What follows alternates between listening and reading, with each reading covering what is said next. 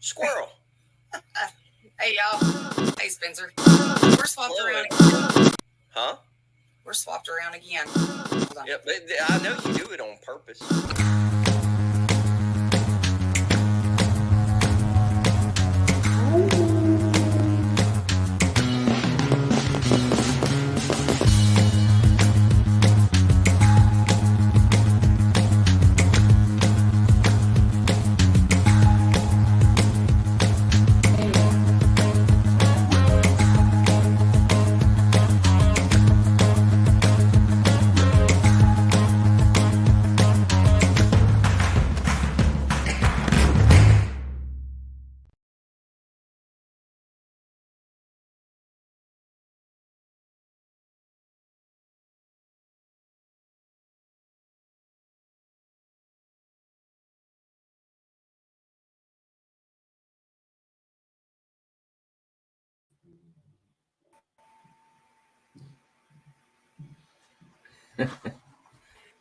Hold on, we're getting there.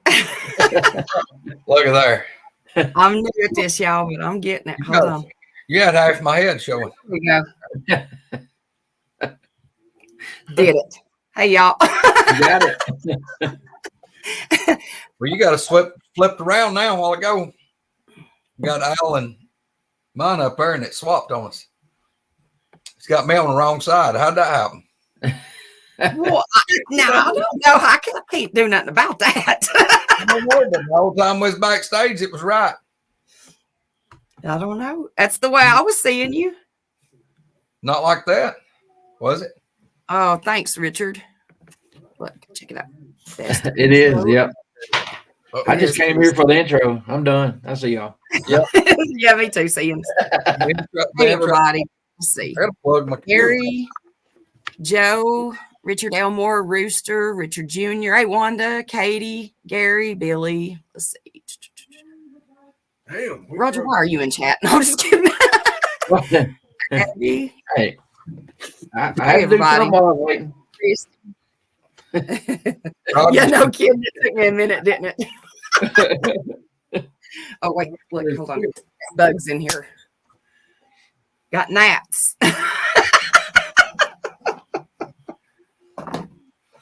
Joe Parker, don't tell Spencer we're doing this. That's the key. He ain't allowed. Yeah. We done kicked him out. What about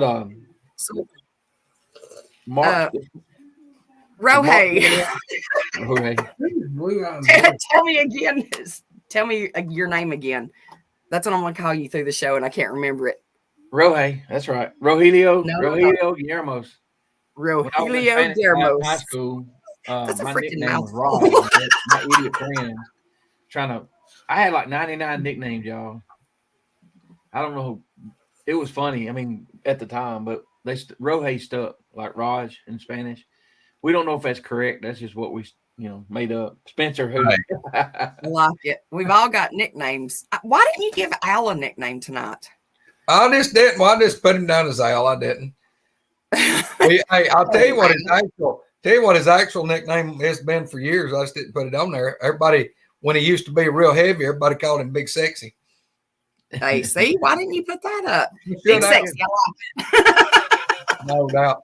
They, man, where I went to high school at, everybody was, sure enough, I mean, North Alabama, everybody's big on nicknames, and a lot of people, hell, you just barely did know their actual given name. But we had one old boy, it's probably the longest nickname of any one human being, because he started off with one nickname, and then it got added to, and then it got added to, and then added to again. And by the time that we got done adding nicknames, this old boy, he had one hell of a damn nickname. And his name was Jerry Wayne. And then his last name, I ain't gonna say that, but we got called him Wayne, and it's turned into Jerry Wayne because we decided, after hearing his mama say Jerry Wayne to him, that we decided we'd call him Jerry Wayne. And then we got to call him Beans. Well, then it worked into Jerry Wayne Beans, and then we threw his last name in. And then it drafted off into, somehow or another, somebody threw in Two Dogs Cracking. So it was, and then he liked the beans part come in, so we had to throw Vanderkamp in there. And the old boy's nickname, and I'll try to clean it up best I can, but his nickname was Jerry Wayne Vanderkamp, two dogs cracking, must have been incest beans, and then his last name. That was his nickname. And that was a hell of a damn mouthful to spit out. But he held that nickname for a long time. Oh, they don't go away. That's the bad part. Mm-mm. And you can tell when somebody yells at you by when you knew them by what they call you too. Oh yeah, yeah. Has he ever told you his nickname? Oh, I've got so many. They used to call me when I was in high school. They called me MacGyver because I could fix anything with nothing. I could take 2 doses of nothing and make something. We either called him MacGyver or Cat House. Cat house. Cat house. Yep. Yeah, I mean, I'd always, if somebody had something broke, I'd wind up having to fix it. And most time it was in the middle of the dang woods, if 4-wheel drive broke down or something come unraveled, or I mean, I built a fire one time. We got off over in the woods and didn't have nothing to build a fire with. We went by the grocery store and got a bunch of hot dogs and pork chops and stuff and drove like 15 miles in the middle of nowhere in this big national forest. We was going to build a fire. Well, we get over there and get to checking. There ain't nobody having nothing. I mean, all we had was some sticks to rub together, and everybody about starved to death. And at that point in time, everybody that was buddies with me and Alan, me and him included, we all weighed over 300 pounds. I mean, we was hungry. And we got over there and got trying to figure out how we was going to build a fire to cook this raw food. And I sit there just a minute. I said, I got an idea. They said, what are you going to do? I pulled my pickup right down to where we had the campfire, which we ain't going to talk about the legality of pulling the truck down exactly where I was at, according to the Forest Service. But I pulled down there and I got out and got a pair of jumper cables out of the back, and I had a can of WD-40. I said, watch this. Like, what are you doing? What are you doing? Well, I got little sticks and twigs and all, got my tinder in there and got some more sticks piled up, made me a little teepee. So went to fogging that wood with that WD-40.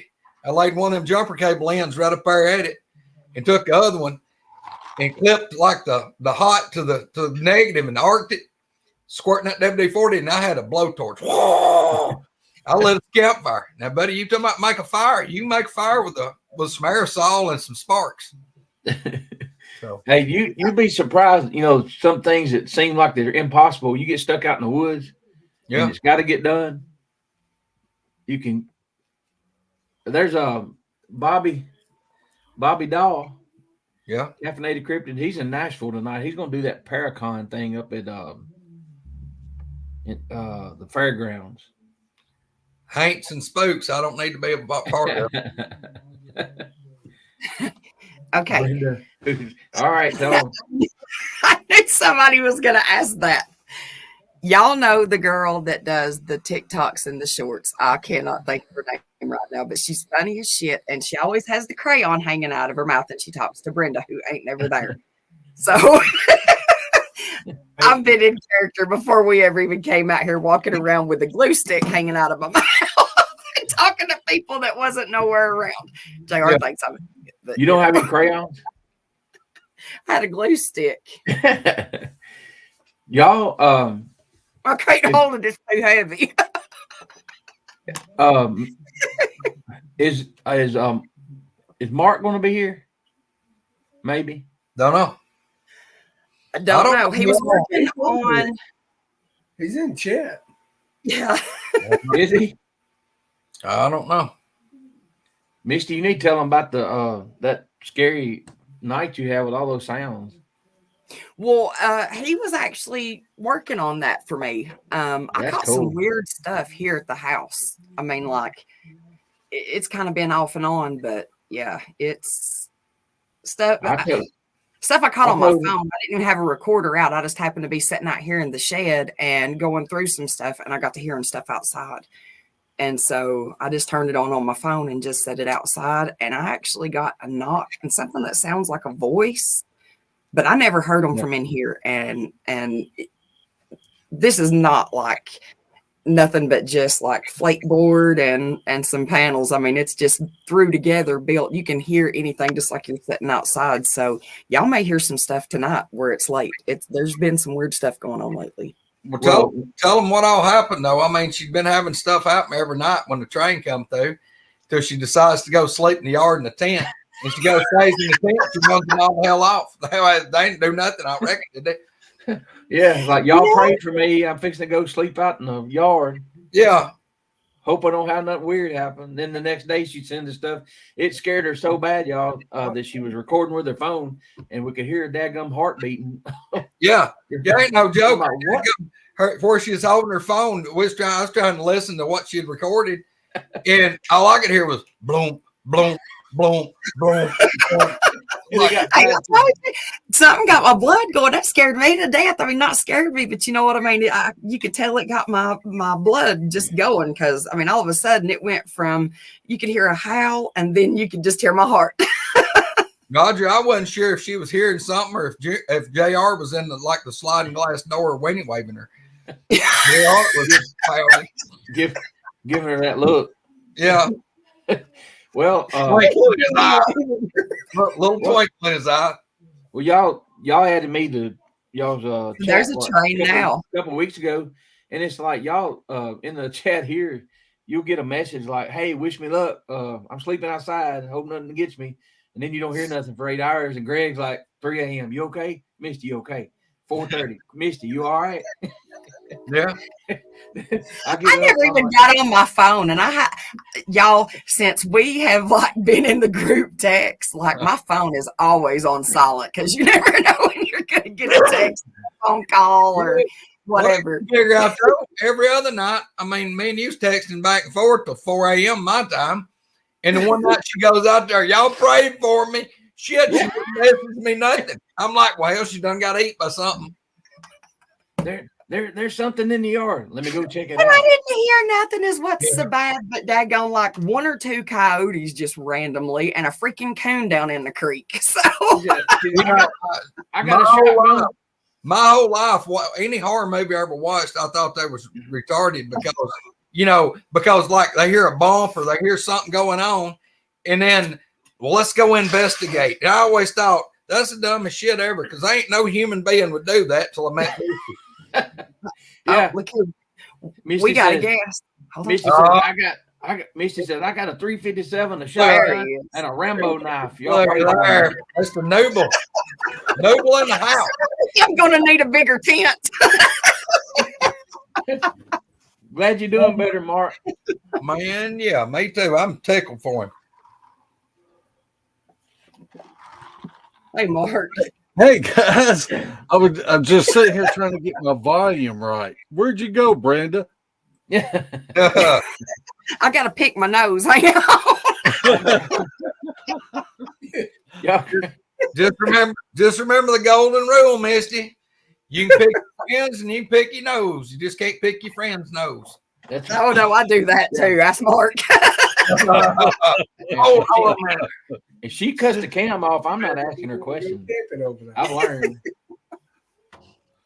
Listen. Oh me. Yeah, we huh? Are you, wait a minute. Listen. You need an EKG hooked up to you so we can. Yeah. You still wanting to go camping over here by Greg, Misty? Whew. No way. No. I Down. thought you got smarter than that by now. Roger, listen. I like being scared. I can't help it. Hey, Roger, if you can hear her heart thumping, if you'll listen real good, you may hear her sound like a helicopter whirling around over there. I'm not even sure if I want to go to Greg's in the daylight. Sure don't. It ain't bad. It's good sometimes. It's across the road about a mile over there. Where? Oh, okay. It's bad enough here, but over there it really ain't good. That's where we found where me and Al used to hunt just down off the hill was where. Oh, yeah, you got that right, Wanda. Yeah. Oh wait. I ain't sure. Hey, you know what? I got proof though. Hey, I'm gonna be severely let down if you don't come up between now and Halloween with either a Daphne or a Velma costume. Yeah. Well, I And probably whatnot. won't. Why? And everything. And everything and all. Y'all, And everything. I swear, y'all have got me counting the whatnots now. I'm around people out in life here, you know, and I hear it. And I look around like I never heard that stuff before. You know, it was here, but Roger, I can promise you, I know I've got bywords, but my bywords are usually 4-lettered. yeah, me too. Me too. Hey, Mark. Yeah. That message I sent you a couple of weeks ago. Did you ever figure out if it was true about the cell phones taking pictures every 5 to 10 seconds? Infrared? No, I don't know, but it's just really that's something that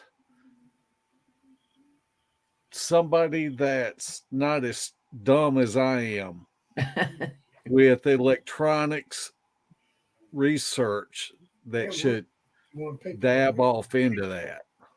Well, yeah, if somebody in the chat, I read it and I went and did a little research. I couldn't get a clear answer. But if these things take an infrared picture every 5 to 10 seconds, we're like a beacon out there if we're out in the dark, you know. And if the coyotes and whatever can see, that kind of hit me like, wait a minute, this might make a little sense why when we turn these phones off or put them in the truck upside down and then get out and then we hear sounds, which that might be stretching a little bit, but it seems kind of odd. Well, I'm gonna tell y'all. Let me jump on my dang soapbox of government conspiracy crap. Last week, when last Saturday, Mark and Rebecca came by. It was me and Al and Wanda and Abby and Mark and Rebecca. We were sitting here at the man cave, just sitting in here talking. We got talking about, you know, stuff that when we was kids and this and that, and we got talking about the old. We was talking about like different flavors of food and stuff that you can't hardly find anymore. And I told Rebecca I couldn't remember the name of it, but the old chewing gum that when I was a kid, my dad used to buy it and my grandpa, and we thought of the name. We were sitting here just talking in here in the man cave, nobody on the phone. We was just sitting here, just all of us sitting in here, and we were just talking about it. And it wound up. We found it. It was blackjack chewing gum, Yeah, the clove, and then the Beemans. You know, that was the three. We got talking about that. They stayed probably another 2 hours. And, you know, we changed subject for a while. They left. Wanda went home. And when she got home, a damn ad popped up on her phone. It was for that dang chewing gum. And she sent it to me, and she's like, look, she's like, screenshot it, send it to me. But it came up. It came up on Facebook on her phone, that dang exact chewing gum that we talked about, just discussed in this room. Yeah, Now, I've had it happen to me before, and you know, if it's some product you use all the time, it's like, well, maybe, but when it's something like that that's really specific and rare, and you know for a fact. You know, I mentioned a TV show or a documentary one time that I watched 15 years prior, and in some people in a group, and it wasn't just a little while. I looked down, we were looking at Facebook, and there it popped up, you know, right. That's when I knew they're listening to everything we say. But Well, I'm going to tell you, you could sit there and start talking about Preparation H, and next thing you know, you got a bunch of butt commercials coming up. Yeah, sir. I'll still look every time I see an ad or see a tube of that, or somebody says, just like you did, Preparation H. I just wonder what the hell A through G done to people's buttholes. You know, hey, this ain't no lie. I used to tell JR that crap, and he always thought, you know, I'm just making shit up. I'm a conspiracy theorist. My doctor was talking about my bra one day. She was like, oh my gosh, I love that bra. You know, if you're a woman, you know, you like a wide strap bra, way more comfortable. Okay. She was like, do you know where you got it? Do you remember? And I'm like, oh, I don't know. I don't remember. But I'll let you know the next time I'm out here. No shit, y'all. Later on that evening, I was on Facebook and had a freaking notification thing come up, you know, like you're talking about. And it was that exact same bra, same color, same everything. And it was an ad for it. How weird is that? I'd never seen one before ever pop up. It's going to get so bad that, like, when that happens, your doctor's going to get a phone call from Kohl's. They say, "We heard what y'all were talking about. She bought it here 2 weeks ago." Yeah, That's weird. That is crazy. I mean, just randomly like that, and you know, I mean, there's thousands of kinds of bras, but the exact same one just happened to pop up that she had asked me about. yeah. Patrick Noble right there said, you know, it's true. It's listening. I'll tell you what, Patrick. I had a dude swore to me that they can still said you can take a cell phone, a regular modern cell phone right now, and if you take the dang battery completely out of it, they can still somehow or another they can still so long track it and they can do stuff with it. So how that works, I don't know. When you got the power supply out, They balance off hours. Well, and you think about this, y'all, and I know you probably have, but since we're talking about this, what about the smart TVs? yeah, Same thing. dude. All I can tell you, there once again, if there's some freaky dude out there that thinks spying on this old redneck right here is something interesting, that son of a gun has lived a sheltered life. Shelter. That is a total waste of time to track me doing anything. Because I guarantee you, some dude's out there scratching his head, going, "What the hell's wrong with this?" Well, hey, y'all come here and listen to this yet? Yeah. Yeah. Could y'all imagine if somebody's really snooping on our private messages that we've been doing for a few weeks now or whatever? Oh my God. I guarantee you. I really doubt that. We don't even want to read the shit. I'll promise y'all, somebody somewhere is chuckling. They can't wait to get to work to see what we've wrote that night. I promise. I went to bed at 10 o'clock one night, got up at 5 in the morning, and had 119 missed messages. Yeah. Well, I promise you this. Whoever is, if there's a normal person that's listening or reading our messages, they are right now looking to advocate for mental hospitals to be rebuilt. Yeah. They're probably praying, calling their friends. Y'all, I don't know these folks. So what have you been into? It'd make you volunteer for shock treatment. Oh my God. Yeah. That might be why I got hit by lightning. It was the Lord's way. Maybe that's why we've all been hit by lightning. No, man. Like, not me. You're trying to stay away from it. Yeah, your day's coming. They need shock, so I'm just going to take care of it for a little while. You hang around us enough, and you're gonna get hit by lightning. Yeah. Wanda's got on there for a long time. She really didn't care on what she's like. She knew I was texting. It was Spencer and Misty there for 3 months, and then I got to where I told her one day. I said, "Here's what we talking about." She got to reading it, and now at least like every day or every other day, she's like got my phone reading it. Like, something wrong with y'all. We know. You ought to just add her to it. Yeah. Just add her. She couldn't handle it. I do JR the same way. I'm like, here, you got to read this. He was like, I don't want to read the 500 text messages. I was like, here, I'll just give you the highlights. It's saying about 2.5 days, Wanda has left the group. Yeah. It's been for that long, bless her heart. Well, You had that. the other night, Peyton found some weird tracks, and so he sent me a picture. I sent it to the group, and I don't know what Greg was doing. Missed it. We were back and forth, kind of trying to figure out what it was. And then Peyton it was like he was over here, and we were talking, and we came up with 90% probably a mountain lion had stepped on a cattle gap and pulled material up off of it, and they added or Misty added Peyton to the group, and I was like, "Oh Lord, y'all got there." He's worse than they are at times. He don't say nothing though. I done told him if he don't contribute, we're kicking his ass out. He ain't damn just freeloading the whole time.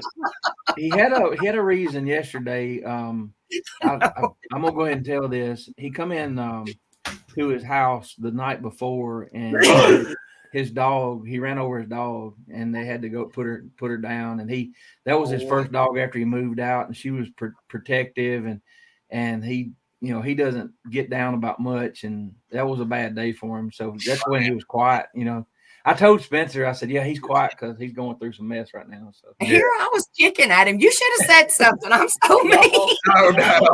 No. Misty had 2 handfuls of salt rubbing it in that wound.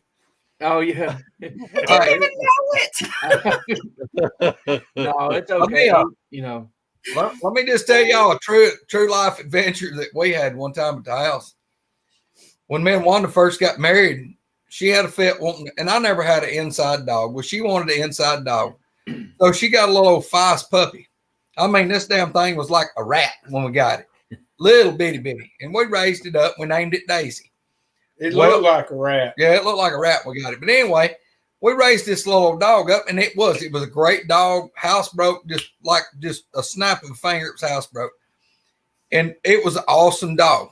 Probably one of the very best dogs we've ever had, other than the one we got right now, which is Jack Russell and Feist. Abby named him Astro. But anyway, we had Daisy. That dog was 16 years old. Well, Colt was like 5. Daisy hadn't been doing too good. Christmas Eve, we got a big fireplace in my living room and big hardwood floors, and we had this little old dog bed thing would slide up by the hearth, and Daisy would curl up in that bed. Well, it was Christmas Eve. Santa Claus is going to be on his way here in a little while. We get Colt in the bed. Like I said, he's like 5. We go to bed. Next morning, I get up. I go in the living room, and you know, Colt's coming in there. Santa's brought all these toys, and it looked like, you know, the Polar Express had derailed in the living room. Well, he's going to try to show Daisy his toys. Well, Daisy ain't moved. I get over there and touch Daisy, and Daisy's cold. Oh, she no. died in the Christmas Eve night, died right there in the middle of the living room. Oh, man. The saga continued. Because, look, we had to switch we had to open presents. But, you know, you can imagine this dog, we had nearly 16 years, and the things died Christmas morning. So we had to have a full-on burial. I'm talking about full-on burial. We can't just take her outside. No. Daddy's got to go build a plywood coffin. I had to build a coffin. I went up to Dad's workshop and built a coffin. Come back, we put the dog in the coffin, go out there, and I'm out there shoveling, digging a hole. We put Daisy down in it. Well, of course, we had to say a few words over Daisy. Then we had to cover Daisy back up. And then a headstone. Yeah, and then Colt looks at me and says, Daddy, she don't have a rock. Oh, no. I said, what? Daddy, she ain't got one of them rocks. I said, okay, get in the Jeep. So me and him get in the Jeep. We drive about 2 miles down from the house, or a mile and a half from the house, drive down to the creek, go around the bridge, drive under the bridge, and drive my Jeep down in the water. And the creek's got big rocks bottom in it. So I get out, and he has to pick the rock. So I get a rock that weighs probably 90 pounds, put it on the rack on the back of the Jeep, come back to the house, back up there, plop it down. I thought, man, all's good. Oh, no. His little ass looks at me and goes, Daddy, it don't have her name on it. And I said, oh, my God. So I go back to the barn. I go back to the barn and get a damn coal chisel and a hammer. Tiggity. Damn chisel Daisy in big letters about 2 inches tall across this rock. We get the rock stood up. I think all's good. Daddy, she don't have no flowers. Son, come on now. Come on. We got to be over with this. It's Christmas Day. So thankfully, my mother had a florist. We went and got some old silk flowers. Bloop. Like, look, son, she's good. She's got the send off. She's good. So, but anyway, that was how that Christmas went that year. Every Christmas, I'm sending Misty a picture of Peyton had a placard made and got it done today. I might show y'all. I don't know if you can see it or not, but he got an official placard. It's got her name on it and everything. When it's the first, one he's lost. And I said, well, I'm getting off work early. I'll come over and help you. And he said, well, the ground's hard. I'm going to go borrow a tiller. And I pull up in the yard, and my daughter's there, my granddaughter, and my son-in-law, and Peyton's girlfriend. They're off in there, and I'm looking down. I'm thinking, maybe 2.5 foot or whatever. Yeah. I thought he was going to need help getting out of the hole. Good night. I'm like, well, I said, I'm impressed, y'all, and I feel like if something happens to me, I'll be took care of. No doubt. He dug it out all day long. The last dog I had was a standard poodle, and he weighed 100 pounds. And I dug a 4.5 foot hole. It took me like 3 days to do it. Golly. But I was going to have to put him to sleep. He was at that point that I couldn't bear it no longer. Oh yeah. But man, it took forever to dig that hole. Yeah. Yeah. But we grew up, I had stuff happen, but I don't know, as I've got older, I think it affects me more now than it did when I was 15, 16 years old. Because we've got one now we saved from a rescued, and she's a 49-pound staffy. She's about 3 years old. And I saw somebody say something about zoomies in there earlier, and she goes spastic sometimes. But we love her to death, But okay, man, look at there, brother River Morris is in the chat, guys. Look here, all the way from Australia. Now, y'all, River's got a pretty dog, y'all. Man, that thing is just as pretty as he can be.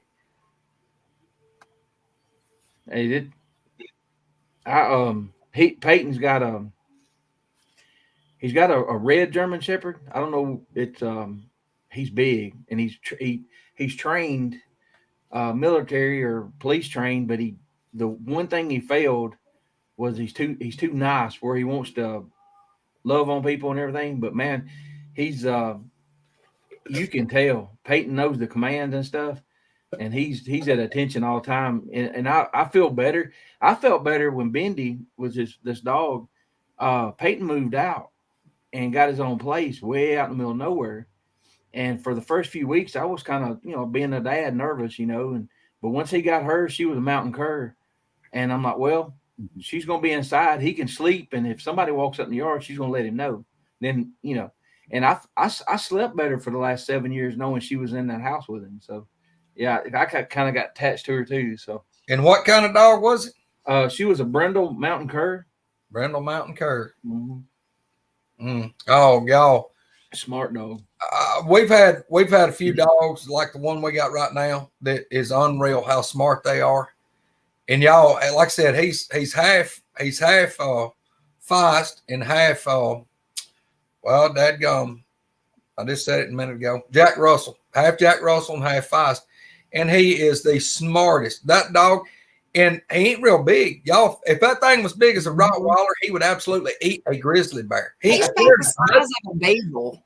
Yeah, he ain't scared of nothing. Yeah. But y'all, I have spent money on dogs, and I've done come up to the conclusion that the more you spend on a dog and the deeper its papers run, the more apt it is to be stupid. Inbred, oh my God, they ain't worth a flip. Ain't worth a flip. I bought Colt a dog one time, a registered Airedale, big like a English hunting dog. This thing was gorgeous. He's a big old dog. That thing liked to eat everything we owned. He ate up about $4,000 worth of stuff in 1 month. Mr. Smith, what part of Tennessee you from? We got 3 Tennesseans on here. Yeah. We got West Tennessee and Middle Tennessee. We have an East Tennessee. Yeah, right there. What's that? Ain't they supposed to be a ball game tomorrow? Tennessee gonna show up at? Yeah, the ball Man, I hope so. Against Alabama, they're gonna spank them. Only sport I watch is NHRA. Misty, you know what? NHRA. Y'all can have all that other. No, I don't watch them. Misty, you know what the saying is, don't you? You know why? Because I don't watch none of it. You know why Tennessee don't have any prostitutes? They're all because they give it all away. They're all volunteers. Did you say NHRA, Mark? NHRA. Check this out. I got a funny story. I got this cousin, and his name's Timmy, and Timmy didn't finish school. He's about 12 or 15 years older than me, and he was always talking about he was an NHRA mechanic, and I didn't believe him. But if I needed Mopar parts, Greg, like this, if I needed Mopar parts, I'd put him on the case, and he'd come up with them, and he'd come walking in, and I'd trade parts with him. Well, one day at our store, this man pulled in on a brand new blue Corvette. It was pretty. He had a ring on. If anybody ever had a championship ring, I would ask him, what is that? Yeah. It was an NHRA racing ring. He said, I won a national championship last year. And matter of fact, they gave me that car right there as a prize. And I'm like, oh, okay, where are you from? He said, Kentucky. I just threw this out there. I said, you don't know Timmy Newcomb, do you? He said, oh, Rat Newcomb, you know him? I'm like, wait, what? He said, yeah, from Murfreesboro. Boy, he's a hell of a mechanic. I said, you got to be kidding me. And I thought Timmy, not that I thought he was lying to me, but I thought he might have been exaggerating a little bit. And he said, no, he said, we call him Rat because we use tires a few passes, or we use parts a few passes. They got sponsors. And so they just put that stuff to the side, and they give it to him, and he would go make money and sell that stuff. But I grew up with Clay Milligan, and he's a good guy. When the very first team he signed up with, he was driving from Tennessee to Texas. He said when he crossed over from Arkansas into Texas, he said that the state trooper stopped him. And he was like, I wasn't speeding. He goes, no, you're Clay Milligan, aren't you? He said, yeah. And they gave him an escort all the way to the owner's house. Wow. That is crazy. I know if I talk about stuff from the store, I remember one time these guys come in and they weren't famous or anything, but they were going to a motorcycle race, drag racing. Those things are crazy fast. We had a state trooper here. His name, what was his name? They called him. His last name was Holcomb. He ended up getting killed at a stop. A car hit him, but he was nuts. And he was talking to the guys out there, and they said, "Yeah, we don't know how good we're going to do. We didn't get to do any test runs or whatever." He said, "Hell, get them off the trailer there and see how fast you can get them." And they're like, "Yeah, we ain't falling for that." And he let them do it. He clocked them and everything. he was country, that's back when times were a little bit more lax, not as much traffic. But I've seen some crazy stuff out there. Hey, Roger. Yes, sir. You want to talk about boogers a little while? Oh, yeah. You want to? Well, I got a question. Question for you. Go ahead. I know you've heard Misty talk about hearing things around her house. Yeah. Do you think she might have boogers? Look, what I heard on that, you've got the audio, right? That she sent you. Did she send you that? Yeah, today. What I thought I heard was, I don't know if I can do this or not, but kind of almost a talking, almost while the dogs were barking. Did you pick that up? There's something in there, but like you said, while that's going on, that scuffling with the microphone, you can't. It don't show up. Hey, can we show that, Misty, tonight? Can you put it up? Yeah. Well, yeah, if you've got it ready, of course we can. Yeah. Take a heartbeat out of it. Man, y'all. Okay. That's what I'm talking about. This first one. No, samurai chair. This first careful, one is River. a knock that she picked up. It's going to play like 3 times.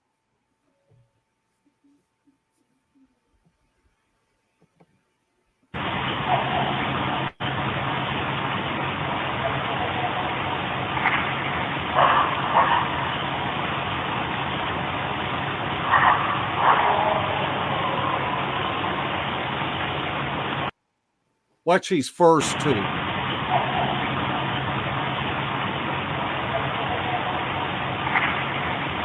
see, that's something right there. It's really distant and it's far away. I know you didn't catch it, but it's there. It's on the spectrogram.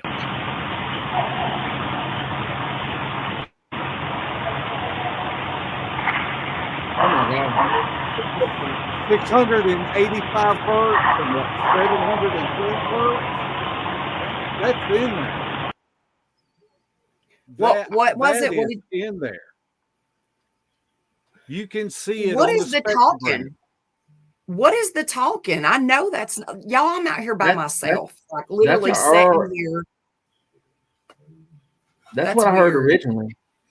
Yeah, that sounds like that almost sounds like some of that Sierra stuff, or the one, not the talking, but the almost like the warning horn type call. You know that's hard. I can't explain it, but I heard that, and that's eerie.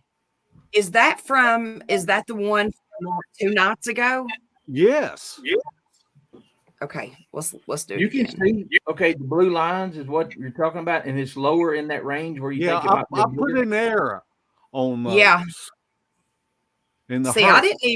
I didn't even pick up on none of this sitting in here with the phone literally sitting right outside the shed. I didn't hear it. I mean, I could hear stuff, but what I was hearing wasn't this. And then when I played it back right after I had recorded it, I heard it on there and I started sending it to everybody. I was like, please tell me I'm not crazy, or see if y'all think this is something. No, I thought you was hearing something that night. Mark, what do you think the first little group and then the next little group before it gets to the double spikes and then the other double spikes? Can you tell what that is? Is that like a knock, or what is that? Well, the third one, it sounds like a knock.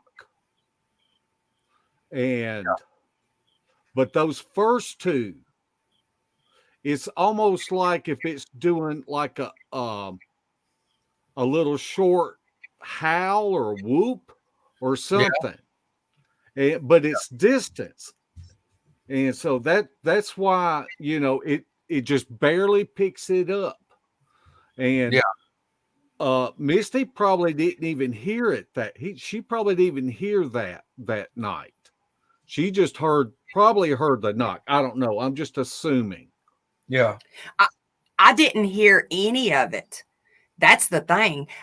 I was actually hearing calls off in the distance is what made me, I didn't have a recorder out here with me. So the calls that I was hearing made me turn my phone on and just sit it out on a little like windowsill ledge that I have outside, just right outside up against the she shed. So I set it out there, locked the door and came back in and just sat down. Didn't have nothing playing, no anything on. All the neighbors were in bed. This was Tuesday or Wednesday, I think. It was the 17th. It was a weeknight and it was cold and people were in the house. I mean, I was probably one of the only ones still outside. So let's see.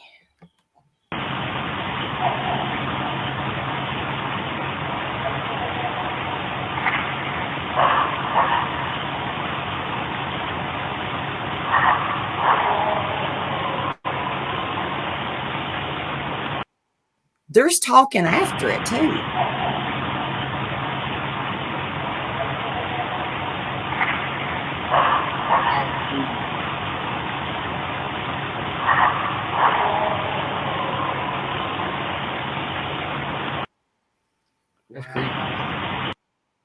Heck yeah. Thanks, Mark. I appreciate you doing that. That's awesome. the one spike right before the two bigger, the blue ones, that one spike, that nearly sounds like something slaps a tree or something. It nearly sounds like a tree knot because it's like a pop. Yeah. And I literally, y'all, I have no trees in my yard whatsoever. No, that's another further away than your yard. He was like, well, could it have been a walnut or, you know, something falling out of a tree branch or whatever? No, I have no trees. Well, I've had stuff hit the back of the barn and literally be like through up on top of the barn, and it's 2 lofts up, and hit the metal tin, and there's not a thing in the world around, and it's dark. Birds that I know of are not going to be flying, maybe an owl or something, but what's the odds that it's going to just randomly drop something on the tin of the shed when I'm sitting out here by myself at night? How many times, Misty, have we been talking at 12, 1, 2 o'clock in the morning, and you go, did you hear that? And then she does that to me about every other day. Yeah. I can't count the times. Hey, we got another one, and it's cooler than this one. No. Really? Wow. Yeah. Well, that sounds there like those sounds, the voice, and then the knock triggered the dogs, right? So you got these sounds, and then the dogs are reacting to that sound, it seems like. Yeah, in the original one, you can tell my dog knows something's different and reacts to it completely different. Wow, that's a good catch. Misty, you got to remember, we've been sitting on the tree stand over there and had limbs come flying by us sitting in the tree stand. Yeah, they've thrown plenty of stuff, but I figure that's probably something throwing something up on your barn or either into the side wall of the barn. It may not be throwing it on the roof, it may be throwing it into the sidewall. Christy, I set up a tent the next night after I caught that and slept out there and froze my ass off trying to catch something else. And that's when I said that I only heard a couple of coyotes and a coon in the creek. She went out there and scared the boogers away. Yeah, that's exactly what happened. It was just, you know, they knew something was up. That's amazing. Hey, can I tell y'all a little secret? Sure. You can. I don't think nobody's listening. No, but, we got 67 people listening. You know, I'm coming to your place in November. Mm-hmm. And but before I come to your place, I'm going to leave out a few days early, and Alec want to film me for Small Town Monsters. Wow! Wow! Big time! Heck yeah! That'd be fun. I was getting my hopes up when he started that in. I thought he's gonna stop by and see me a day or two. You know, it's funny. Sherry called me today, and I told her about it, and she said, "Can I come and be your partner?" Oh my God, she's something. That'll be what area are you going to be in? He's coming to LBL. Oh, he is. Oh, right. Wow. Yeah, he's going to fly into Nashville, and okay. Hey, let's play this other one I did for you. No, you keep telling your story. I'm done. Don't tell nobody. He's done out there waiting on a bite. So this one coming up is better than that one? Oh yeah. Oh, she catches I'm imagine she heard these howls before she started recording, because it picks up the middle and last part of the howl, but then it does it again. And all that scuffling there in between them, I just lower the amp. What that is, y'all, it's where I'm holding my phone, and the way it is, I was out in the barn, I think, when I heard this, and I just grabbed my phone and started like trying to get it turned on, because that's when they were picking at me about my heartbeat, because you can hear my heart beating in this one when I started hearing stuff. but it's scuffling from just trying to get my phone moved around. But if you got anything out of it, I'm surprised, because that was pretty loud between that and my heart.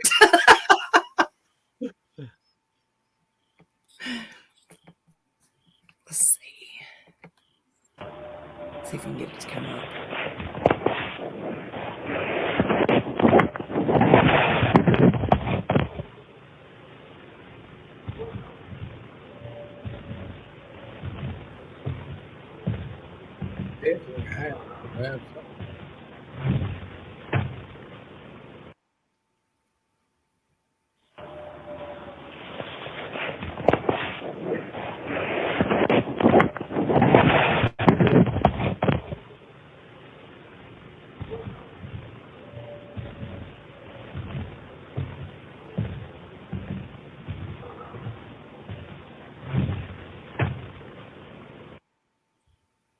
You see how good her microphone picks up, or you can hear her footsteps as she's walking. That's an amazing recorder that she has. I'm surprised. It's my phone. Those howls, they sound good. You can see them good on the spectrogram, and it's not K9. It is not K9. What hertz level are you looking for? Do what? Thank you so much. What hertz level are you looking for it to be not K9 and stuff? I'm looking for anything between like 400 and to 900 hertz. Yeah, is what I'm looking for.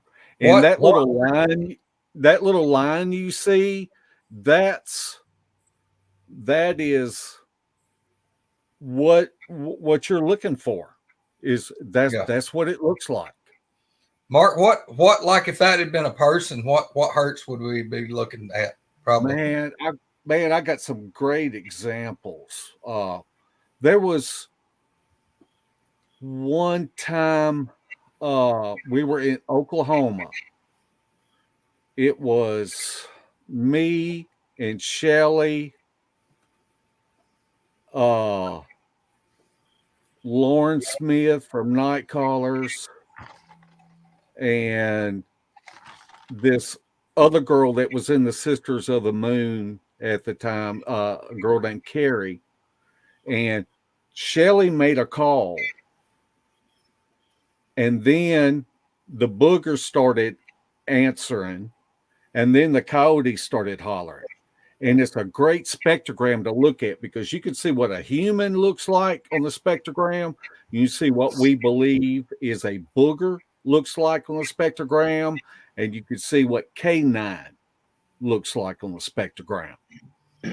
And like if that was K9,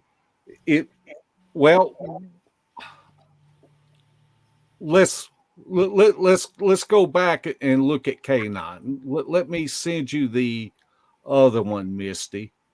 Okay. And can you put them both up? There you go. I just put it up.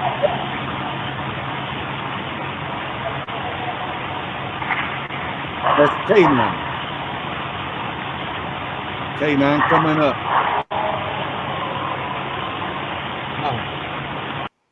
You see how tall those hertz go up? Yeah. On the K9. They don't do that on that possible booger. Is that why the sound carries farther? Maybe? No. Okay. No, it's got nothing to do with volume. Okay. Well, do you remember it's the tone of their, like the tone in their voice. Every animal has a frequency signature, just like every human has a fingerprint signature. Well, do you remember what mine registered at? Those howls that I got. I don't remember a number. I don't know. I do. Yeah, they sound similar though. That sounds a little deeper. The Misty's does.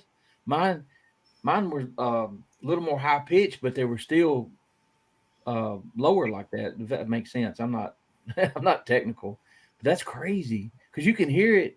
Like even in this second where the dogs are barking, if you listen closely, you can almost hear another one in there. It sounds like.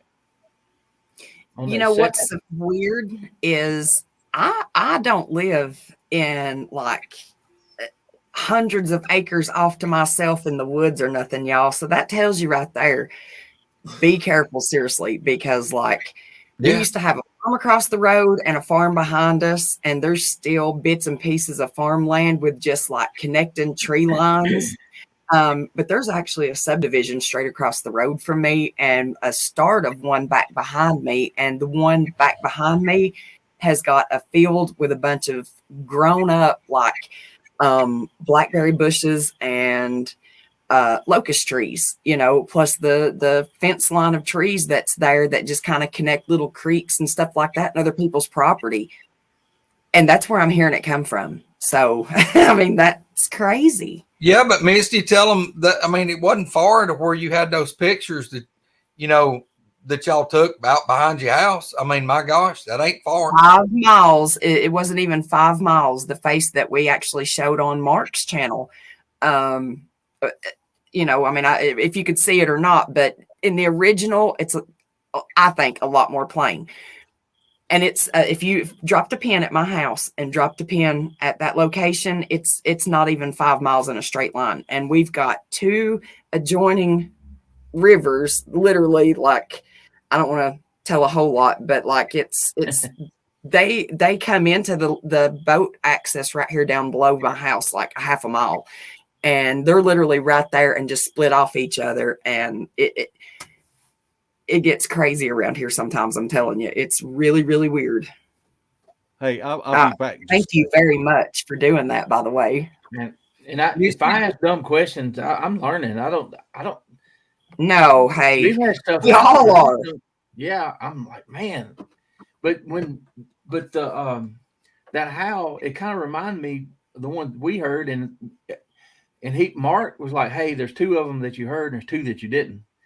And Greg says the other night, depending on which way you're turned, you know, and we were looking around, and this thing sounded consistent all 4 times, but we only heard it twice. So I'm thinking we might have been, you know, looking around, and I don't know why that is, but Misty, that which now Roger usually on the howls and stuff. What I'm talking about, the directional sound, that was more of like a high pitched squeal. It was almost like you had a mosquito in your ear. I mean, okay. It was crazy, but you could turn your head, and like if your right ear was facing that one direction, it would be like a buzzing, just like a squeal in your ear. You could rotate your head all the way around, and you could hear it in the other ear. But whichever ear was facing that way was the only ear you could hear it in. If you faced straight at it, you couldn't hear it. That's wild. It was weird. Misty, what happened to me, Greg? If you remember the first trip to your house, I walked out on your back porch during the day and was staring off in the same place I got the knocks later that night. Yep. And I told Mark, I said, I feel like I'm about to throw up. And he was like, what? He said, are you getting too hot? Or I said, no, I feel really sick to my stomach. No more. I got that out of my mouth, and I turned around and just kind of leaned against the rail and wasn't facing out that way. It instantly started going away. Yeah. Well, all right. What was it been a week ago? Well, it was this Monday night, it'd be 2 weeks ago. Remember when we was all texting, and I told y'all I was sitting in my recliner right here.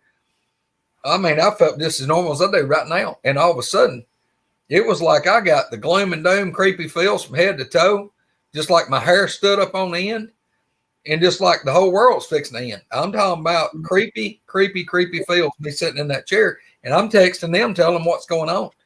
And I'm not kidding. I kept waiting on something to whack a wall. I didn't know what was going to happen. I got up on my crutches and there's about 15 foot over there. There's a gun rack with 6 guns on it, and I got a semi-automatic Wright 12 gauge with buckshot and slugs. I grabbed it and a bandolier of ammo, laid it in this chair beside me, and grabbed a 357 and laid it right here too. Because I mean, it had me washed away of just creepy feels. Lasted about 30 minutes, and it was like you pulled the off handle. It just like that, and it was gone. next time that happens, turn your recorder on. Yeah. Because I mean, What we can't. recorder? Oh, he don't have a recorder. I don't have a recorder. You got a phone? Oh yeah, I got a phone, but I mean, I guess I could take my hand and just get ready and just have a crayon on a piece of paper, and if it scares me, I'll jump. No, but some of these sounds, like the infrasound, you can't hear, and if you get that feeling, I mean, I know that's it's probably impossible, but Yeah, that would be interesting. Misty, what about all the stuff that y'all recorded here? Have y'all run any of that through that type stuff to see? Yeah, I think Sherry actually sent Mark like 6 pages of notes on stuff. So I'm assuming she's going to try to send you some clips. Yeah, I worked on Misty stuff today, and I'll start on I appreciate it in the so man much for cave doing that. tomorrow. Yeah. But look, somebody was asking about what a booger looks like on the spectrogram. Well, in the intro for my show on Beast TV, there is a scream in there. And that scream comes from Oklahoma, when me and Larry were hammock camping about a mile away from everybody else. I was speaking at a conference, and we camped out at this place, and where everybody was camped out at, I didn't want to do that, so I brought my 4-wheeler, and me and him jumped on that 4-wheeler and went up, set up camp. With hammock camping about a mile away, and we picked up this scream. And, you hear people talk about how you can feel it inside your chest. That's what this was like. I guarantee you, if you were to put your hand on a tree, Roger, you could feel the vibration. That thing was so close and just roared like a lion, and I captured it. But this is a good example. If you want to see what a booger looks like, the frequency signature, we'll get Misty to play it. And like I said, I'll play it at the beginning of every one of our podcasts. You will hear this audio in there. Yeah. Wow. There's a guy that my son works with.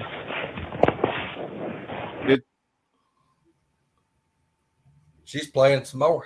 No, I stopped it. Go ahead, Roger. I was just going to wait. Well, I just it's interesting. There's a guy my son works with. He's actually his boss. Finally opened up to him the other day while I was on speakerphone. I'll make it quick. He said something happened to them a couple years ago while they were hunting, and something screamed from the right side so loud that it knocked him down. He said, I went to the ground, covered my ears, and the guy beside him started vomiting. And it scared them so bad they didn't go back. But he said that sound knocked me down, but because like getting away from it. He said, but the strange thing was his buddy just lost all. I mean, he just throwing up right there as it was happening. So I asked if we could go back, and he's thinking about letting us walk back there. But that's amazing. You said you have this funny feeling in your stomach, and he was talking about the vibration in his head was just unreal. Roger, when I've heard these things more than once, the worst I've ever had it was when that one got mad about the motorcycle revving up, and Al was over there. Al was about 200 yards across the cutover from where I was. But honest to God, when that thing would do that bella, roar, scream, howl, and then like I tell everybody, when that thing would quit, it would snap on the end like a whip cracking. My God, that thing was so loud. It was like you could feel it, like the energy from that scream, like it hit you, went through your body and out the other side. And when it would peak, it was like it would blur your vision. Mm-hmm. It's like your vision was out of focus for a second and then come back. Wow. That's the most god awful anything I've ever heard in my life. And Alan can tell you how bad it was, and him 200 yards further away from it than I was. Now, I've heard that before, and I felt that, but I was 600 or 700 yards away from whatever was making it. But it was still strong enough that I felt that little bit of vibration. And being close, it'd be like being in front of a concert speaker, I would imagine. Dude, I was no further than 100 feet from that thing. Whew. My God, dude, I have never in my life wanted to be somewhere different, any worse than that exact moment in my entire life.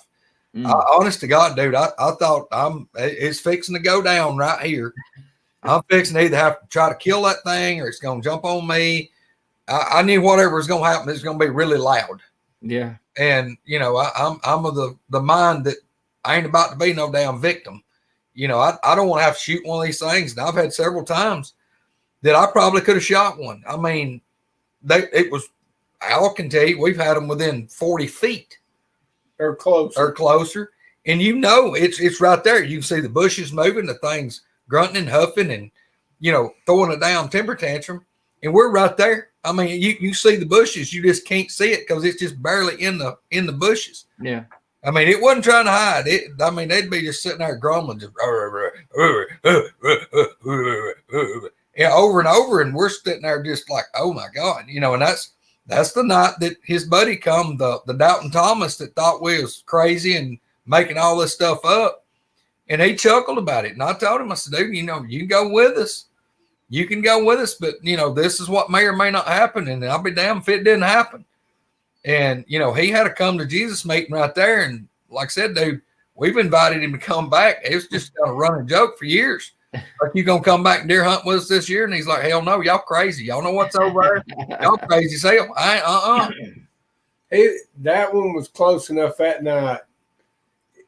If it would have been any kind of light, we would have had to have saw it if we, Yeah, he couldn't have been over 25 feet from us. It was close, dude. Every time it would growl, it would vibrate. Because, you was that close, but it just wouldn't come out where we could see it. That night, it never did scream at us. It was more the grumbling and mumbling and the huffing and growling and that type stuff and snapping dadgum saplings and limbs.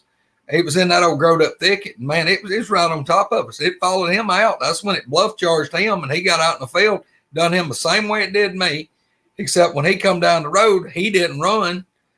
But the night it chased me, I was boogity boog. I was trying to get to the damn truck, and that thing caught me through that thicket, and me in a gravel road, and I'm not no damn speed demon, but come on. That thing was plowing through that thicket. And it sounded like a car crashing, but my gosh, it was so horrible but these things, there again, guys, me and Al can tell you how many belligerent dealings we've had with these damn things. Thank God they hadn't jumped out and grabbed one of us or at least plucked our head off our shoulders or something. But these things they damn sure wasn't our friendly forest people. They wasn't there to make friends with us. I know when Peyton and I, lack of a better word, pissed that whatever off. And Mark was telling us about that one howl was way off, but this thing was about 60 yards. And, I've said this a bunch of times. I had a shotgun with double lock buck and he had AR, and we felt like we were way underarmed because when it got at its peak where it was mad, it sounded like it was walking, kind of pacing.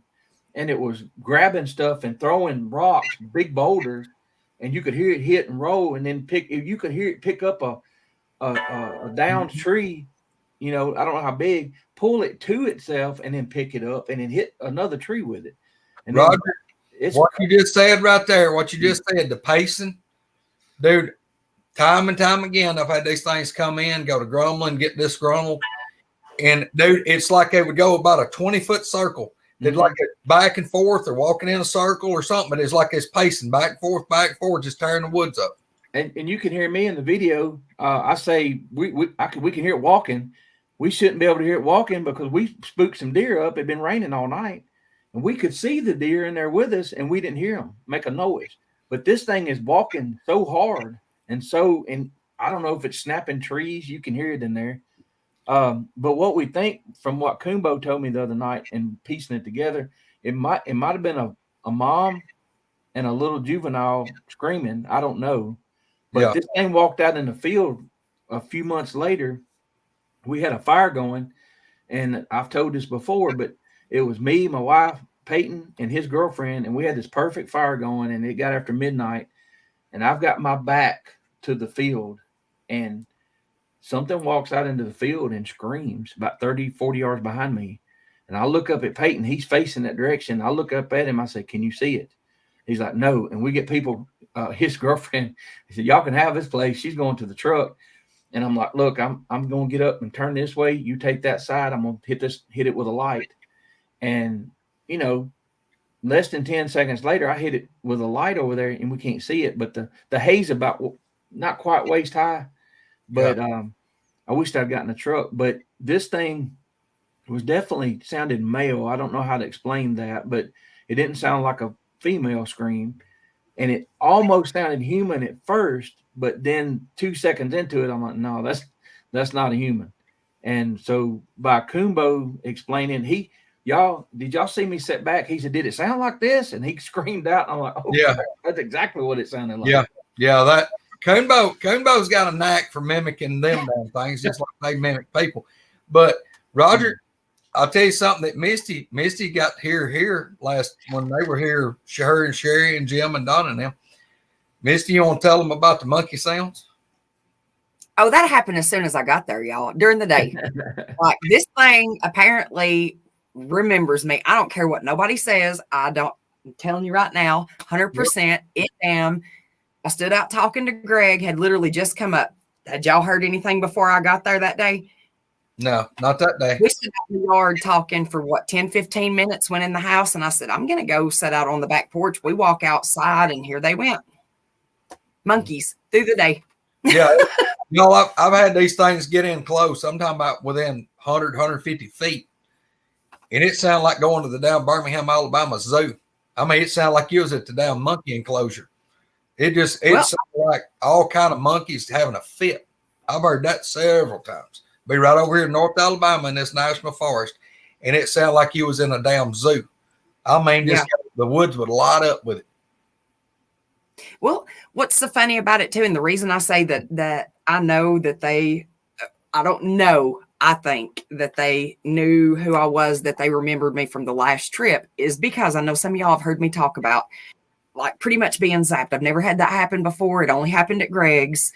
And it scared me because I got woke up to like a mosquito literally that's what it sounded like the loudest mosquito you'll ever hear in your life, just sitting on your eardrum, just buzzing. My head was shaking. It wasn't, I'm sure, but it literally felt like it to me, like my head was bouncing off the pillow. I sat up. I tried to holler for Greg, not holler, but like it made me nervous. I didn't want to get up because my eyes was doing the same thing. My vision was like this. So I'm going, Greg, you up? Greg. He didn't answer me, and I didn't want to wake him up if, he didn't hear me. So I'm like, okay, I know you're here. I get it. This is kind of scaring me. Would you please stop? Well, it just starts going away. I mean, just instantly. Nothing else happened the whole time I was there. Nothing messed with me, while I was sleeping, nothing like that. The very next day, or the very next time that I come, the very first night, my bed shakes. Not me this time, but I get woke up to what feels like I had put a $5 bill in a damn bed at the Crown Inn down the road. It wouldn't be the first time. No.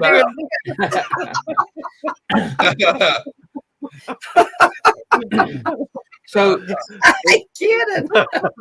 And y'all, what's amazing? I try to wake Dawn up because she's sleeping this happens like constantly whenever I go to Greg's. Apparently, somebody's sleeping in the recliner and nobody if something was to get me, I'm screwed, y'all. Nobody is gonna wake up because I'm like, Donna, are you shaking? Do you feel? I'm like, do you feel anything? Do we have earthquakes here? It's like, amazing since I got to know y'all and been talking to all y'all and listening to Mark's show and watching it and doing what I've been doing. People, they come up to me sometimes want to keep it secret, but they are telling me things. They don't watch shows like this, but they're telling me some of the same things that y'all are talking about. And it's amazing to talk to people like that don't watch the YouTubes or these shows, Yeah. And they've had things happen to them, and it just confirms, like Misty said, I've had stuff happen to me, and I don't know whether, I guess it's possible to have some paranormal stuff happen while you're out in the woods or whatever, but it's awful strange that sometimes it's the same areas. I mean, get this though, Roger. Mark, do you want to tell them about our trip to Daniel Boone whenever we had some paranormal stuff going on, the fog rolling in and all that, me, you, and Kane? Man, that was, I've never experienced anything like that before. Like Indian fog, we call it down here. Was it just like a blanket of fog, or was it one what we call Indian fog, but like rises out of the ground? That's the creepy one. ooh. I don't know. We could see it a little bit ahead of us, and the next thing we knew, we were encompassed by it. That's not the place And to be. then we started seeing rods. I've never seen rods before. Any of y'all seen rods? You talking about what they catch on film? Like light that shoots across, and it'll be different colors. We caught that one you did in the picture. Remember when I told you there was something behind me to take a picture? We caught one then. Yeah. Wow. Yeah. But yeah, we knew there was something there, didn't we? Yeah. And, So did you get a strange feeling? Listen, well, Kane was a little ahead of me and Misty. Me and Misty were moving slower. And y'all was using him as bait. yeah, you could say that. The little short feller. Yeah. Mark will not leave me, y'all. Hey, I'm gonna tell you right now, you can't pick a better person to be out with. He knows I will stray off and I'll turn around and he'll be right behind me. He will not leave me when we're out doing this stuff. I don't care. He won't. Well, I try to keep an eye on her when you ain't there, Mark. If we're not on a spook fest. Exactly. Yeah. But we talked to this stuff. Yeah. Go ahead, Mark. And what's weird is when Kane started coming back to us, what was that thing called? That app he was running, Misty? The Oculus. The Oculus. Tell them some of the things that thing was saying. It was weird. I mean, and I don't put much faith in stuff like that, but like it was repeating itself multiple times, and it would only seem like it would say weird shit whenever it was like in a weird situation.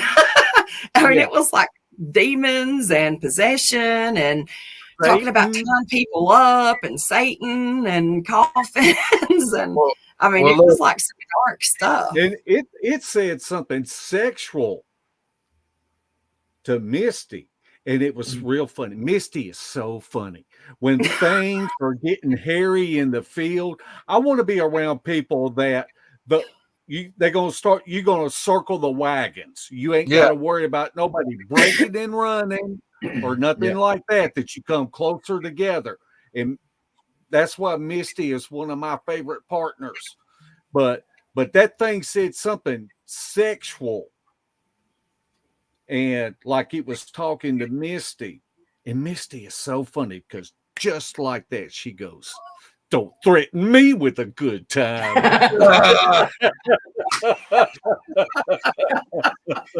But that just shows you how that she is so grounded and she is so cool and rides with it. You know, she ain't scared of nothing. She acts like she's scared. Shit, I've done seen her wander off just now. I'm like, she ain't scared of nothing. That's why me and Noble had to keep an eye on her. I get scared, y'all, but I like it. I can't help it. What did the thing say? Did it say, "Show me your good boob," or what did it do? Yeah, where's your fat kids at? Nah.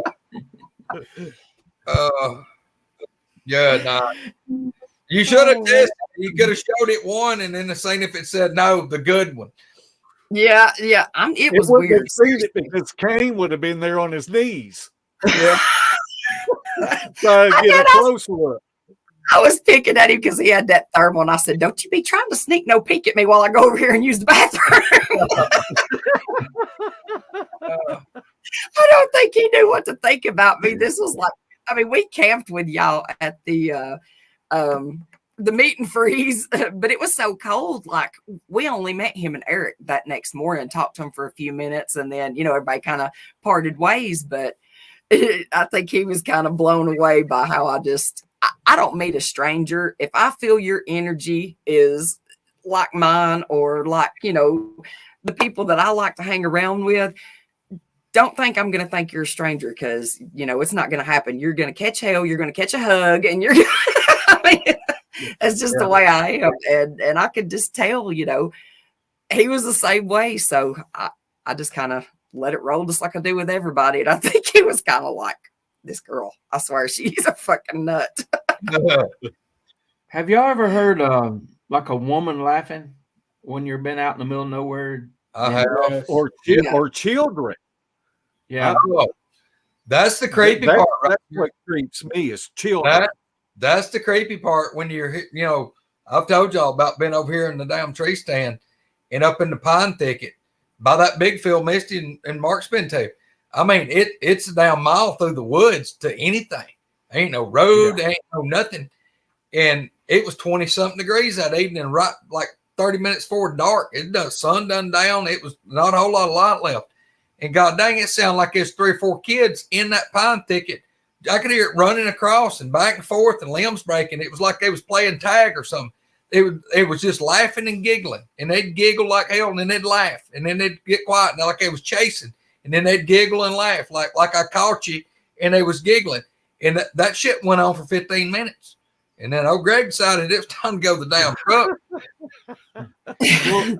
Me and Mark heard my daughter call for us whenever we were walking down the road. Like, literally, no, it sounded just like her. No shit. Like, we was at LBL primitive camping.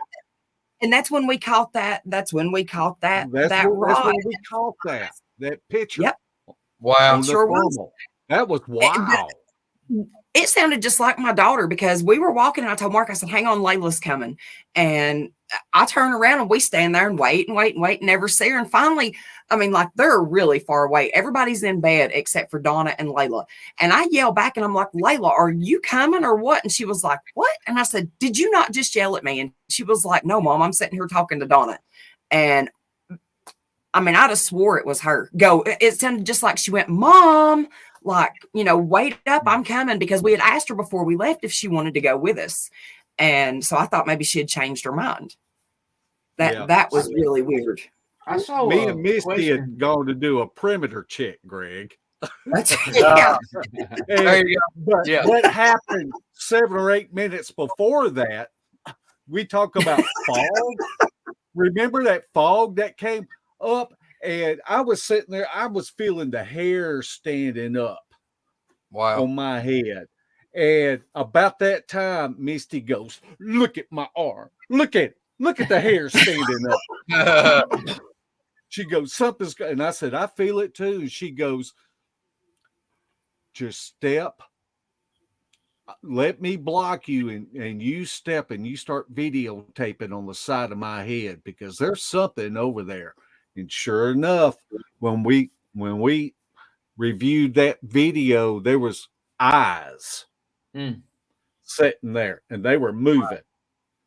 Wow. And we went back the next day and walked and checked the area to make sure that there wasn't, you know, nothing that could have been reflecting. Looked how the land was laid out and stuff like that. And it was weird. There was something, but now we got some really bad feelings a couple of times walking down through there, to where, I mean, I told Mark, I said, we may not want to go too far. There's something over here, and you could feel it off to the right of us. And I knew there was something bad over there. And I had the feeling like if one of us had been alone, we'd have been screwed. Or it would have had to thought real hard about whether or not, you know, it was going to try something, because it was that type of feeling. We had walked a pretty good distance from the group where the group campground was. And then after that happened, When we turned around and started walking back, about halfway back, that's when me and her both heard what we thought was Layla talking. And Misty started talking back to her. And then when we got up there, she wasn't there. And we got back to the campground there. You know, it was like, I've been sitting here talking to Donna. Well, have y'all ever heard, like, I can remember back when I was a kid hearing people talk about how that if you were in the woods, like somewhere that there are not nobody be there, they would call your name. But if something called your name, never answer it. And you do not whistle after dark. Have y'all ever been told that? Yes. If so, and you don't just let strange kids and stuff that come up to your door. Like if they knock, you just don't invite them in. No. Yeah, that's some of that Appalachian folklore, I guess. But I mean, really, I've heard that for years and years and years, that if something's calling your name in the woods and you don't know, you can't see that it's somebody you know or something, but if you hear your name get called, you do not answer it. You need to be leaving, and you do not whistle after dark. Yep. Have any of y'all ever seen an orb? Oh, yeah. Well, go ahead. No. Go ahead. Sorry, Roger. No, Mark actually does have one. If you want to tell about yours, sorry, hold on just a second. I'm trying to get this to go off my internet. You know where this is going, Misty. You've already had him talking about the rod, and now he's going to be talking about his light balls. Ball lightning. Hey, I saw one about the size of a beach ball at some train tracks one time, but this one, there was 2 witnesses there. I was younger, but me and my wife were out at this place that we've been, we caught all the sounds and heard the strange stuff. And she's on the right side of the truck, and she said, "What is that?" And they're up about 10 foot up in a tree, about 20 yards away. There's a light, but it's not round. It's kind of like this. And it's changing size. It never gets any longer. It's just moving like this.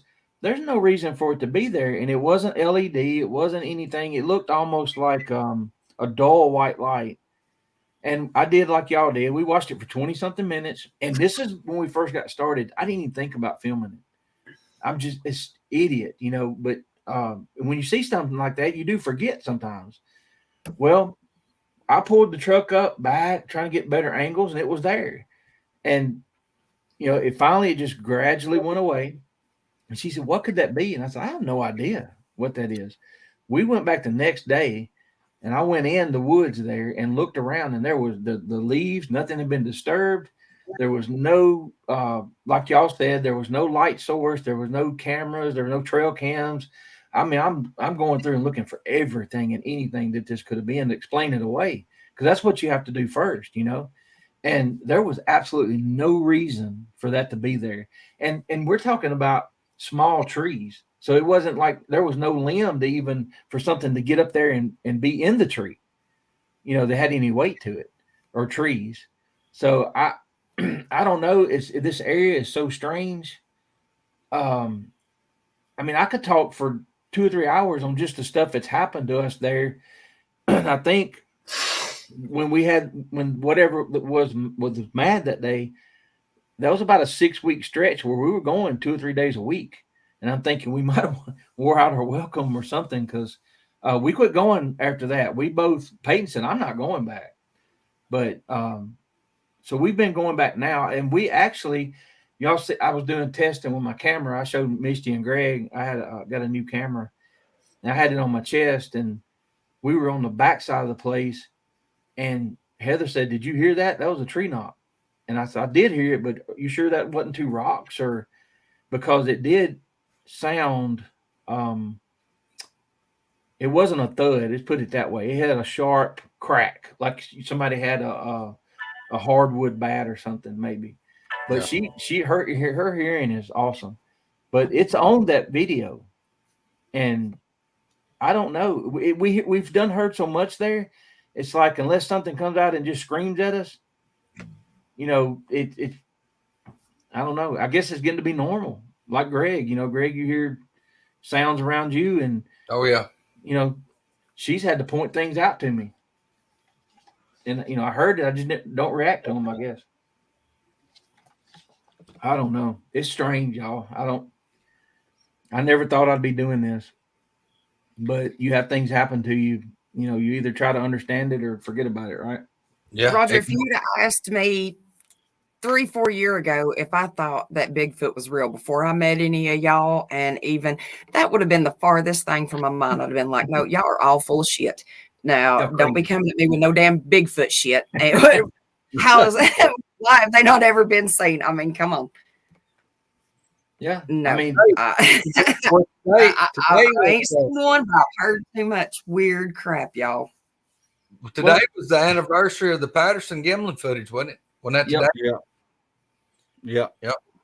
Well, Mark asked me on his show, I was telling my stories, and then he asked me about some weird, like, I don't know if it was Orbs or what it was. And I said, oh, you're going to make me sound crazy. And now he said, no, because I didn't know, y'all had done all this and seen this stuff.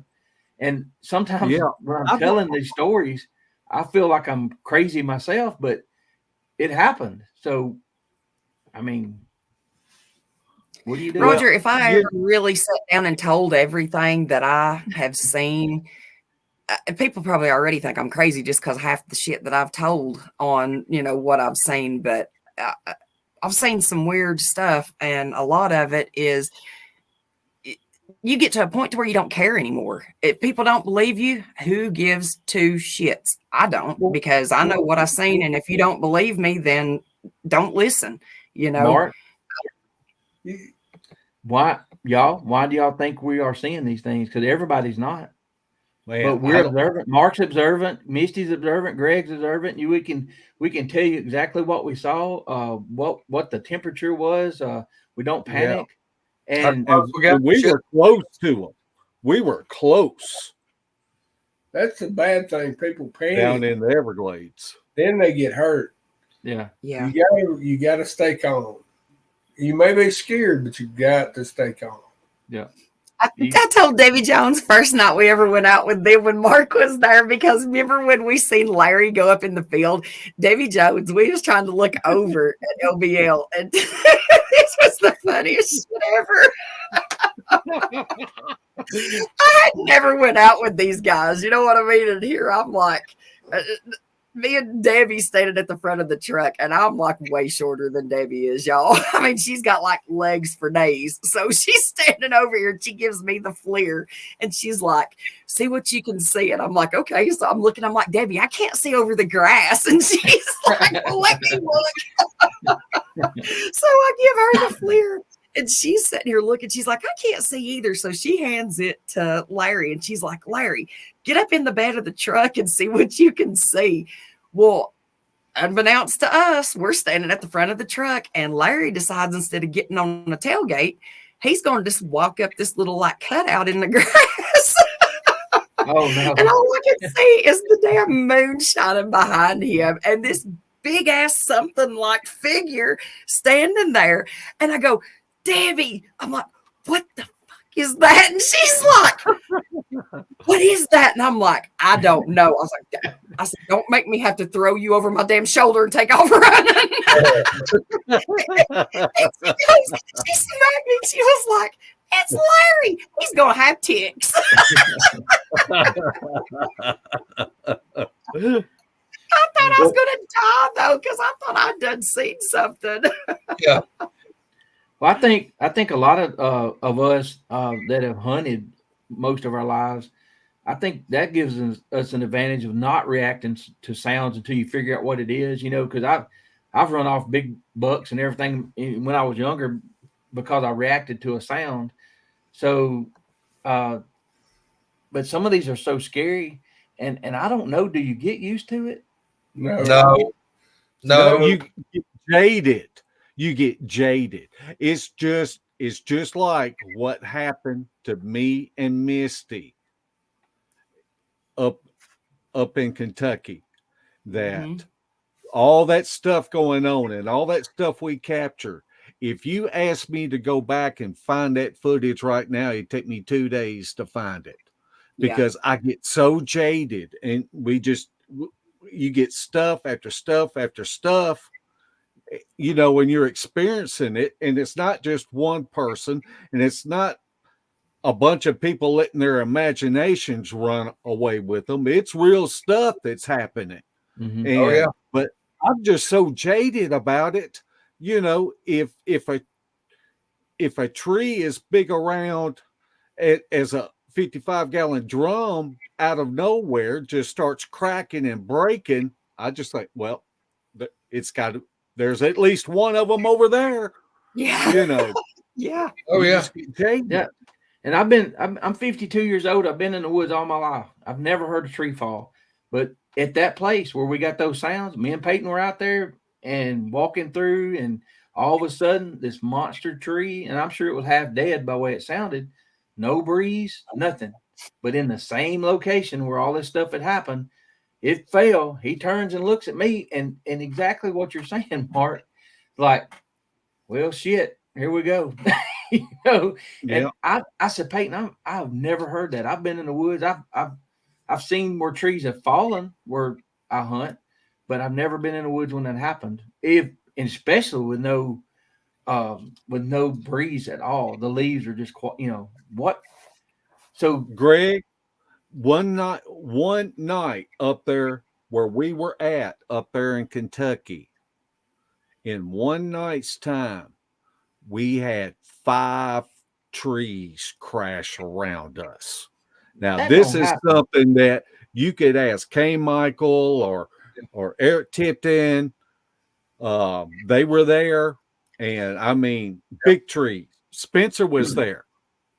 We got one of them on audio. Mm-hmm. I sat right over here. I sat right over here, a mile and a half over here, that big field. I was in my ladder stand out in that field. I was sitting there one evening and started getting some creepy feels. It was probably 30 minutes, 45 minutes before dark. I was up in that ladder stand. And look, like 2 days before this, we had, you know, Alabama, we have a spring and a fall tornado season. We'd had, I mean, like severe weather, big cold front come through, tornadoes falling out of the sky all over the place. We had like wind gusts, like 45, 50 mile an hour. All right.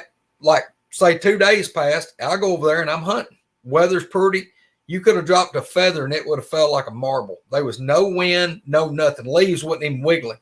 I was up in that ladder stand looking toward the wood line because I'm out in the middle. It's about 100, 110 yards to the wood line. And then this wood line, that field is about 850 yards long. Kind of to my, say, 1 o'clock across this field to 110 yards into the woods. And it couldn't have been over 30, 35 yards over in the timber where I couldn't see. I start hearing cracking and snapping and popping. Just, you could hear a tree and it was wow. And then whoosh, you could hear it raking through the limbs, and then it hits the ground, just boom, just crashes.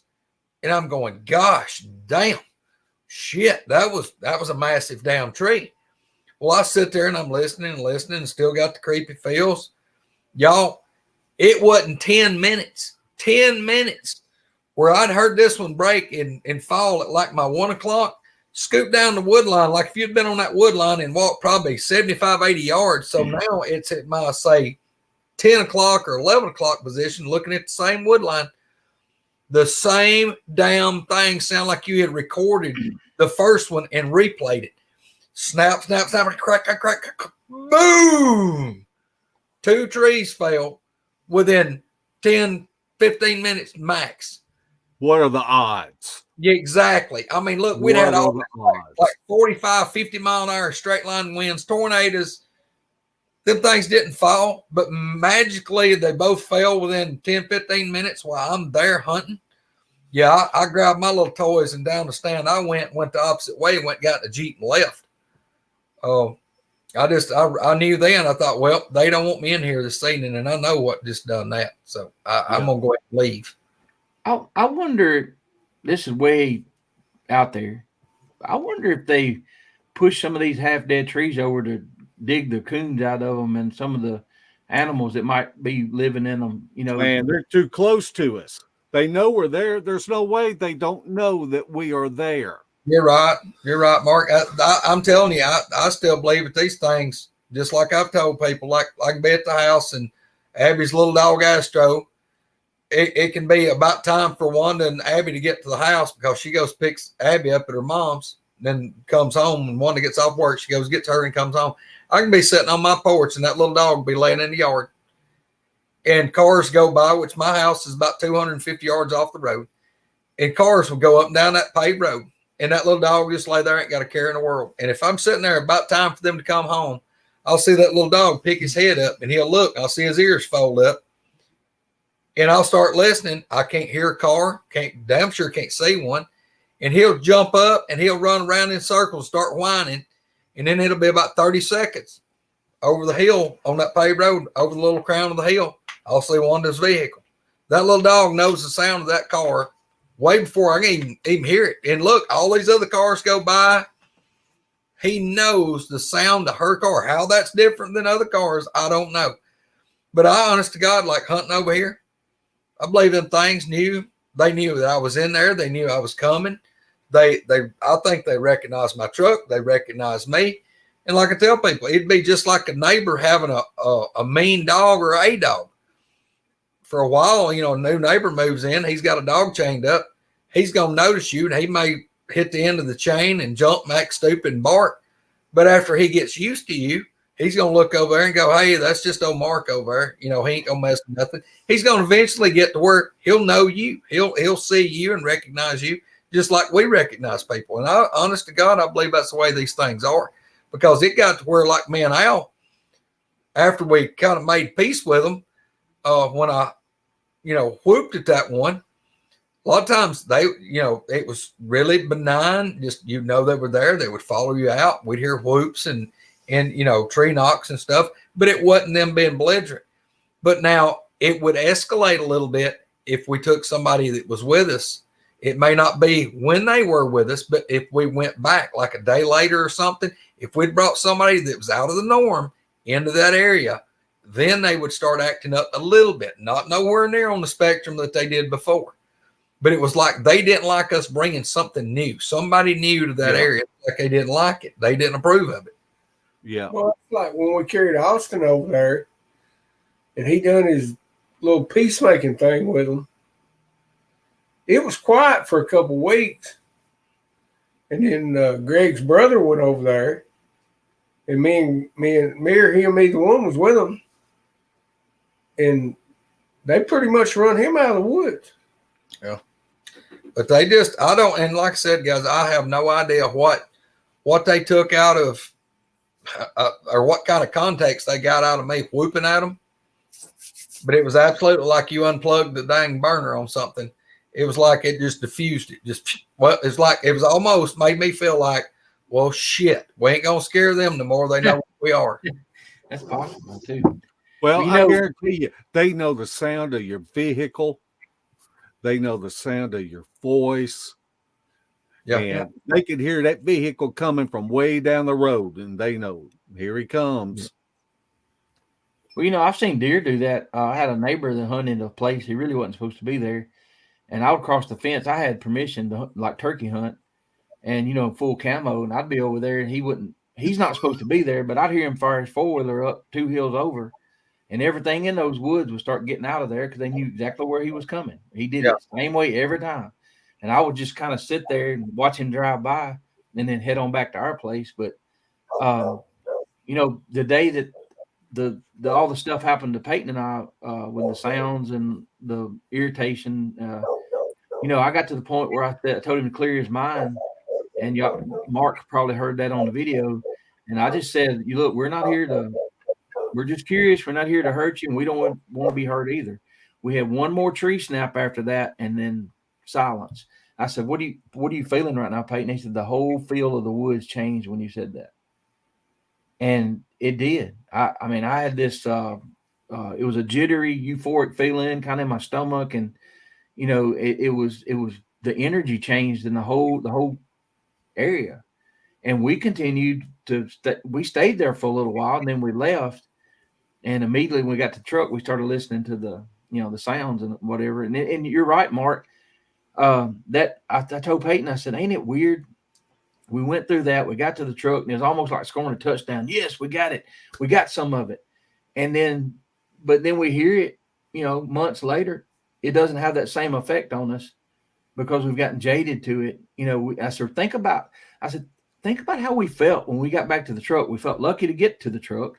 And then when we turned this on, we're like, we're not crazy. There it is. We can show people,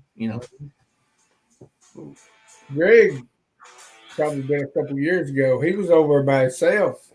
Uh-huh. And he kept hearing this hoot owl or sound like a hoot owl, whatever. Yeah, mimicking the hoot owl. Mimicking it. Well, Greg got ready to walk out of the field, and he just kind of threw his hand up and kind of waved at it, and it totally changed. Yeah. That one day I was walking out. That was the evening after the morning after I had kind of like kids playing. And when I come out of the stand, started walking across the field, and I had to go toward the side where it sounded like the kids playing the evening before. Y'all, it was like a hoot owl, and that thing hooted, but it was like hoo hoo hoo hoo hoo hoo hoo hoo. Like a 300-pound owl. Yeah, it sounded loud. That had laryngitis and smoked. And the damn thing done it 20-something times. And the time it took me to walk maybe 100 yards. And it was like the closer I got, the louder it got by a lot. And I just stopped. I had my rifle pointing down. Well, I just brought my rifle around and caught it with my arm. And I just raised my hand up and just done like this, like a slow wave. Okay. And the thing just stopped. It didn't hoot no more. I just I didn't want to like grin and show my teeth, but I just kind of smiled. Yeah. And you've heard me probably talk about that. Don't smile at the damn things and show your teeth, because apparently a human being is the only thing that looks at showing your teeth and a smile is something positive. Every damn animal on the planet, when they show you their teeth, that's an act of aggression. So whatever you do, if you face to face with a booger, don't show your teeth at it. Don't smile. So me and Peyton, we're in Go ahead. Misty wanted for me to let everybody know that she ain't left us, but she's got some stuff going on at her house right now, and her animals are going ballistic. All right. She's hearing some stuff. There is a barn door that was open that was closed, and so we're trying to. She's on her way back, but we're. It's just, that's how come I wanted to work on those clips today when Misty sent them to me, because I know a lot of people think because you're into boogers and then you hear something around your house that they're not around you, but that, she's coming back on. Yeah. But it just shows that's why audio is so important, where you can actually show it on the spectrogram that it doesn't match any other animal frequency that science recognizes. Well, Misty, tell everybody what's going on. Shit, I don't know what was going on. Everything just started going crazy, and I started hearing 10. Like, I don't know if it was being smacked or jumped on. I've got 10 in the end of my barn, like new 10 laid out. But this sounded like it was loose 10. That kind of sounded like it was on top of my barn. Or I don't know how to explain it. It was really weird. But that's why I called Mark, because I didn't have time to let everybody know why I had just took off. So I just grabbed my phone and called him and went to see what was going on. I'm freezing, y'all. Sorry. I saw somebody in chat earlier a while ago. Mark, would it be a good idea for us to try to get some of these owl sounds on audio and send it to you? And or would it show up? Yeah, that was Joe Parker that asked. Hang on. He was asking, how do you know what a real owl sounds like, and what does an owl look like on the spectrogram? Yeah, good question. It is. It's good to show. Let me just type this thing in. Did they deliver, Misty? I think they was after my pizza, y'all. I feel for them. They try to get your I'm pizza. hungry. You want me to put a coffee on? Or? They don't matter. You can. I was fixing to go get. Hey, look here. We had Brenda had to go. That chick was making my head hurt. Brenda's bedtime. Brenda's bedtime. Boy, my baby girl's hung in here tonight, ain't she? I love Abby. What I'm trying to figure out is how come she's not a moderator? Don't swell her head up, Mark. She'll make the game up. Because I know why. Abby ought to be a moderator. Should be pushing Greg out of here. I can't do it. I don't know how to add her. Trust me, I would add her and several more. I'm gonna tell you something. She's gonna damn overthrow the government with her mama if her mama don't hurry up and make her a SAS t-shirt. We got to get her one made and sent. I'm telling you, we've been so busy with shit around here, y'all. It's just been. And then I went and dug a pond for the neighbor, and kind of spent the day doing that. And he said, I can't find time to do nothing. I was tickled to death whenever Mark done this for me on the Spectrogram. Yeah, you gonna show us, Mark? You got something to pull up? Yeah. Okay. Yeah. Play this one that I just sent you, and this is what a real owl. This is a bar owl.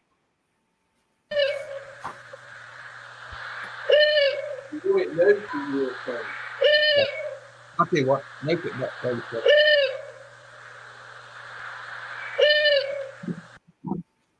You see how it kind of looks like V's, upside down V's, and they're stacked on each other. Well, that goes up to almost 5,000 hertz. Ooh.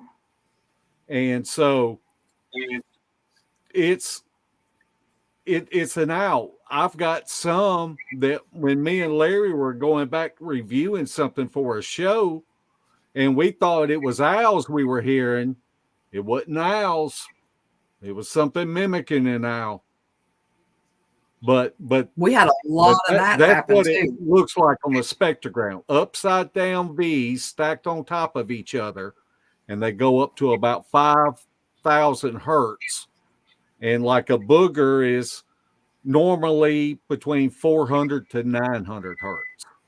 So and it'll be a straight line. It won't be nothing really stacked on top of each other. It'll be a straight line. Play that other one, Misty.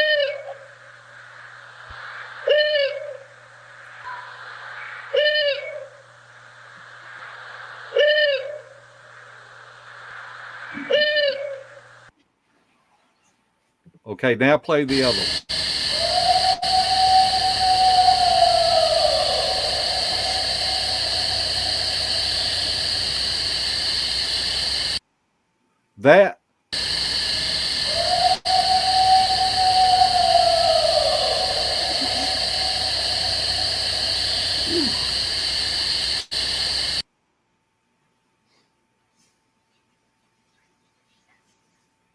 That's what we believe a booger is, and that's what the fingerprint of the spectrogram should look like. And that one we play at the beginning of every show. I got it in the intro of our show, and I've got that dubbed in. But that's that one that me and Larry heard when we were a mile away from everybody, and that thing was probably 50 feet from us down in a creek bed. And I'm telling you, I guarantee you, if you stuck your hand up on a tree, you would have felt that vibration, because I could feel it all in me and him both.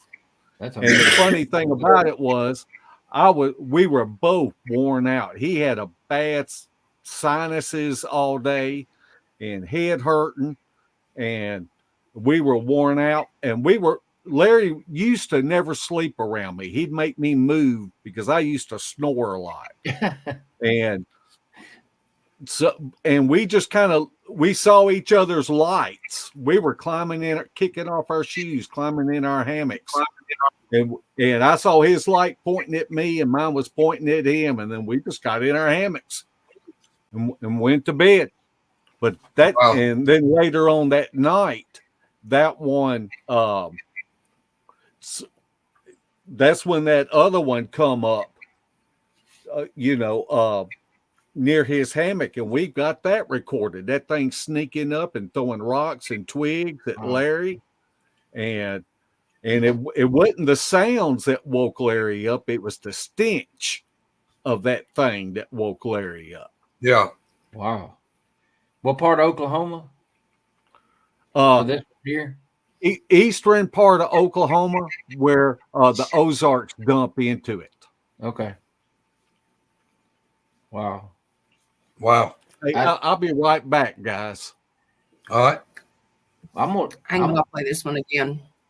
I'm gonna get an audio recorder, digital.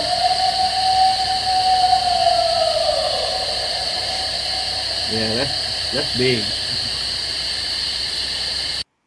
That scream that we heard was similar to that, but like smaller, like it was a smaller animal. Yeah. Look there, Jody's in there. When we get this is good information to have, because when we get our recorder, if we get some suspicious owl calls, now I know I can send it to Mark and let him look at it. Yeah. Because Greg Peyton, he can do a perfect owl call. We're out there, and he did it a couple times. We got a few answered back like they should have, one way over here, one way over there. And all of a sudden, like you said, there was one that was he looked at me. He said, "What the hell was that?" I said, "That sounded like it was 300 pounds and on the ground." He said, "Exactly." And it did it. I think it did it one more time. And then we didn't hear nothing else. But when it did it, the other owl stopped. They like, we don't have no part of this. Roger, that one that I was talking about that got to doing that deep, 300-pound hoot owl. Mm-hmm. It wasn't up in a tree. It was big hardwoods over there. It sounded like it was over on the ground. Yep. That's what I said. I said that was on the ground. That wasn't up in the tree. Yeah, you can tell. And it can't. It doesn't finish like an owl does. No. It's crazy. It won't have the trill on the end. Listen to this. So Peyton said, you know what that might have been, right? I'm like, no. He said, well, Spencer said if it don't have that trill on the end, it could be a booger. I'm like, oh my God. I'll tell you what, Roger, me and Troy Allen and Jimmy Osmer, I can't remember. It was me and Troy, and I think Al, and I think Osmer was there. But we was at Coonbos. We was at his farm. It's been a year and a half ago. We was up there one night, and we got out. We was going to go boogering. This was actually, we'd been boogering a little bit and went by his farm for a little while. We was going to go some more places. We pulled up. We was standing out, looking across this big bean field. Had soybeans in. Woodline's probably 400 yards. It was like an owl lit up. We were standing there listening to it, and I was like, that ain't an owl. Yeah. Well, Troy is really good on owl hooting. He started hooting back to it, and that thing would mimic him. Whatever he did, that thing would mimic him. I said, let me try something. He said, what? I said, look, he ain't supposed to whistle at night, but I said, I'm going to try something. Oh, shit. He said, what? I said, just watch. So I mimicked a hawk whistle, Mm-hmm. I did that. It wasn't 5 seconds. That thing mimicked my hawk whistle. Troy. You know what? You listen. Okay, wait a minute now. When me and Peyton had that happen that day, when we were driving in, we had the windows down on the truck, and it sounded like a hawk going nuts. Well, we didn't see it. And not 20 minutes later, that other crap happened over there. And I never thought to put that together, and it was loud. Roger, this was like 11 o'clock at night or late. Late at night. It shouldn't have been. Hawk don't whistle at night. No. And see, I've heard them when, they're circling above, and I've heard that all my life. This one here, I said, man, he's going crazy. What? Now it could have been a hawk, and it could have been something stirred him up, right? But that's crazy that it happened that same day. And you can ask him about it. I forgot about that because the other stuff scared us so bad. We forgot, most of the stuff that happened, but yeah. Yeah. And I'm going to tell y'all, I appreciate y'all. I appreciate y'all letting me, because you can tell I don't know a lot of this stuff.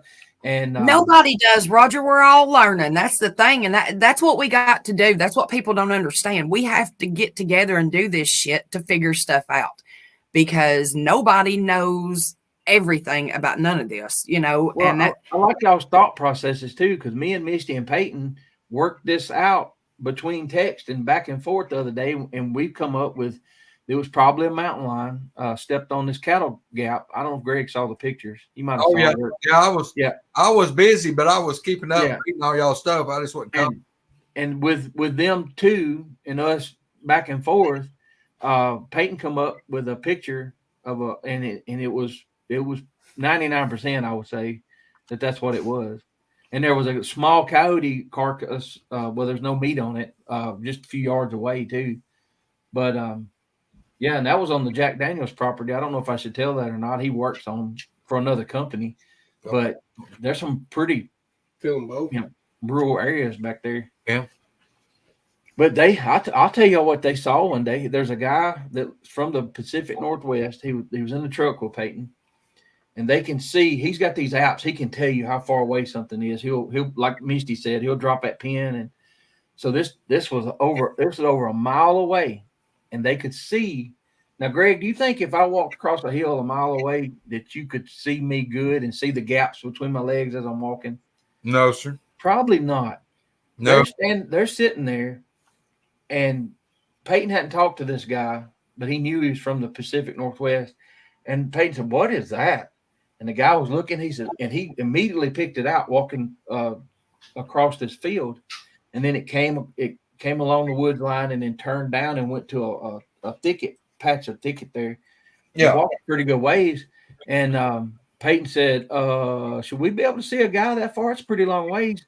And he did the thing. It was over like 1.3 miles or something like that. And that guy said, that was a very big person, and he said, "Daddy, I don't want to be the person that says, hey, I saw a Bigfoot or whatever." He said, but I want to, he wanted to talk about it. I said, well, did you see the gap? Did you see when it was walking, could you see through? He said, yeah. I said, I don't know if you could make that out if it was a person. That'd be hard, dude. Yeah, it'd be bow-legged Bob, I'll promise. Yeah, and he says, I'm not going to say that's what it is, but did Big Sexy go to bed? No, he's making. Hey, he's in there making me a pot of coffee. I'm starting on pot number 2 for this evening. Yeah. My kidneys are turning into coffee strainers. But yeah, Mark, I was thanking them, and I want to thank you too. Just what you've done helped me watching y'all show. I try to watch as much as I can, and I just appreciate y'all accepting me and Peyton in, and because I feel like I've learned more in 7 or 8 months than I ever would have on YouTube, as far as like doing research of the normal stuff. The people that actually get out there like y'all do. Y'all have helped me help other people because of stuff I've learned from you guys. Well, and it's Roger, a good feeling. Roger, that's how we pay back, because I've had people like Misty and Sherry, thank me for helping them, and I said, you don't have to thank me, because if people didn't take me under their wing, my learning curve, it would have taken years to figure out a lot of this stuff. Yeah. Look, I got something else for Joe Parker. If you want to show it, this is something that we captured. Pretty sure that it was at LBL, and let me.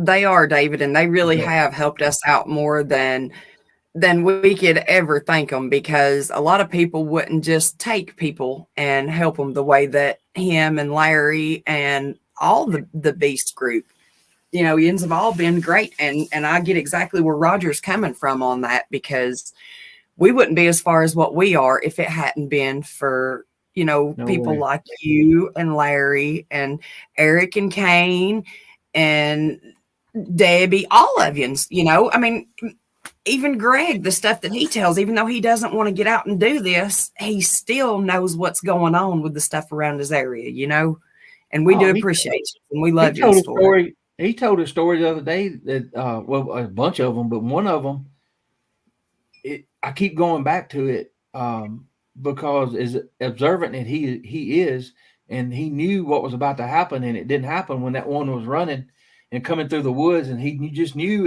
he was going to see this thing through this gap. He didn't see it go through the gap, but it continued on to the other side. That's the strange part that I knew when I said it. You knew I was going to pop that up, didn't you? Yeah. But that's some of the strange stuff that takes somebody like me that was 100% flesh and blood to like, well, you know what? Maybe there's something going on here that we don't understand. Roger, the big kicker for me, I mean, that was one of the weirdest things I saw. But the main kicker for me was the first one that I laid eyes on, when that thing stepped out of the wood line and it turned and faced me, and it kind of crouched like its legs bowed out, its arms bowed out, and it squatted just partially, like maybe a fourth of its height shrunk, and it stretched its leg to go back in the woods, and it just like it swayed. And it was just like it hit it, like the hell with it, I can make it. And it spun back around. And when I watched that thing leap from standing still, it leapt up through the air with its leg out, 20-foot horizontal, 5-foot vertical, from dead stop, a creature that probably weighed 800-900 pounds at least. It leapt through that, and I'm not kidding you. It's like I should have heard the damn Colonel Steve Austin's Bionic Man sound. It's like blah, blah, blah, blah, blah, blah, blah. Right. Because shit ain't supposed to be able to do that. That'd be like if we was watching a Brahma bull walk up to a damn 12-foot chain link fence, stand there and just bounce over it, like the cow that jumped over the moon. That's about the extent of what I saw this damn thing do. Shit ain't supposed to do that. I mean, there's no way that something that big should be able to do what I saw that thing do. Yep. Well, and then you got Mark Green and Mike Bluler and these guys that have seen them up close, that when they drop and run on all fours and talk about how fast they are, it just makes sense, because the athletes that you watch, the good athletes, how they're built, they've got the big quads and the rear end and stuff, that explosiveness. And you're right. This thing I saw, it went up that hill, and it shouldn't have went that fast. I mean, it didn't jump, it didn't run, but the steps it was taking and how it was taking them, there's no way it should have got up there in 10 to 12 seconds. Mark, how graceful is a bear going up the side of the hill or up a tree or something like that, as big as it is? It don't even look real when a bear goes up a tree or a bear goes up a cliff. It don't even look real. It's amazing at how graceful they are for as big as they are. But that just shows you how strong they are. Did you have something? Was you putting something up? Man, my computer froze up. Let me shut everything down, and then I'll log back on, and I should be able to get it if I'm able to shut down. Misty's in East Tennessee. It's supposed to be a bar. It's a bar. He killed a bar when he was only 3. I killed a bar on this tree. Hey, I want to share something. I want to share something. But I talked to Spencer about today. Me and him was talking, and I told him, I said, just some of the different things that you'll hear some of these guys talk about that I hear, that they're sharing stuff that they've got out and talked to people like talking to me or talking to Roger about his. A lot of these people hadn't never had the encounter themselves.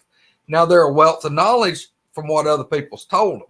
Right. I'm not taking away from it. It's just that a lot of these people hadn't been like me, where it was my own 2 feet and my own 2 damn eyeballs and my 2 damn ears and my own asshole puckered up because I thought I was going to die. Yeah. They didn't live through the shit like I have. And, you hear them talk about, and I saw a thing they was talking about, the mid-tarsal break, And something that I want to just share with some people. Or anybody wants to listen, and I have told this a few times. Y'all, I walked up on a trackway down here on the river one day. I was in there deer hunting, and there's a sandbar island where the main river and then this creek comes in and it washed the sand, and there's an island. What? Shut that door and stir that dog up. Good Lord. Well, leave him out there. Shut the door. Dang, Abby. Back over the dog might get snatched. Shut the door. Anyway. That's why Brenda was here tonight. Misty's tired, but she had to go. But anyway, the creek or the river was down, and it was down to like a creek. And this sandbar island is, say, a little over 100 yards long. And on the top of it, where it stays out of the water all the time, there's trees and bushes, not big trees, but just old scrubby crap, kind of like the mountain laurel that they got up in the Smokies. Just a bunch of old junk on top of it. But this sand is snow white sand. And I decided where I wanted to go if I walked across and got on this island, because it really wasn't an island anymore because the river went down. I could walk across and stay dry and get on it, and I could walk across that sand.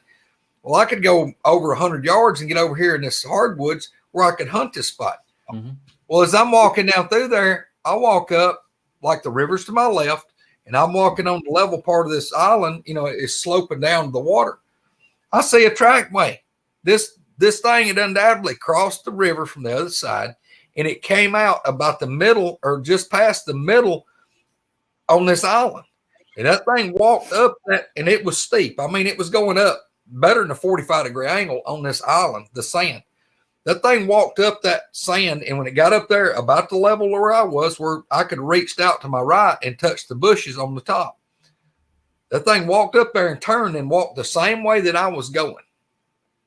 Y'all, I just kept looking. Now, the tracks weren't real fresh. They had been there undoubtedly a few days or whatever.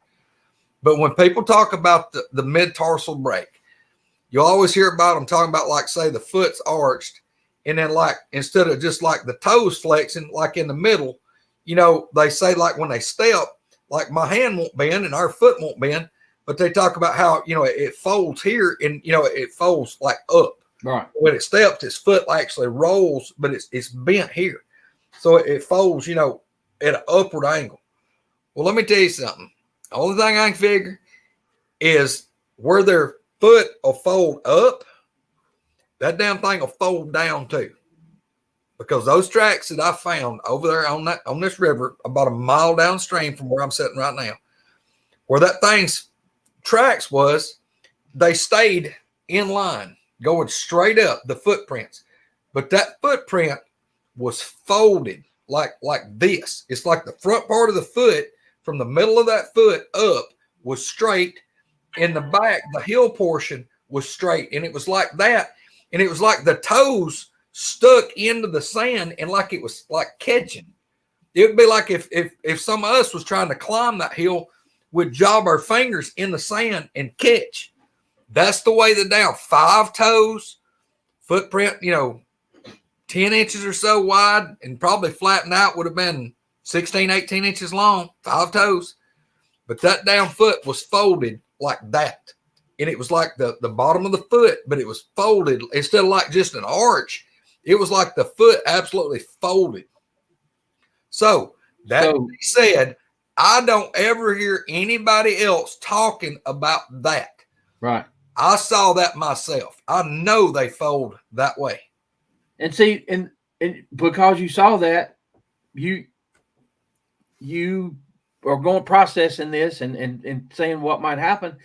When I saw mine walk up that hill, knowing how I would stumble and throw my legs out to the side over at high grass, when it's going like a walking horse and its back is not straight, but not lean like I would have been, I've asked several people that are supposed to be experts now, because of that flexible foot, would it make sense that it could walk like that and be in that that motion?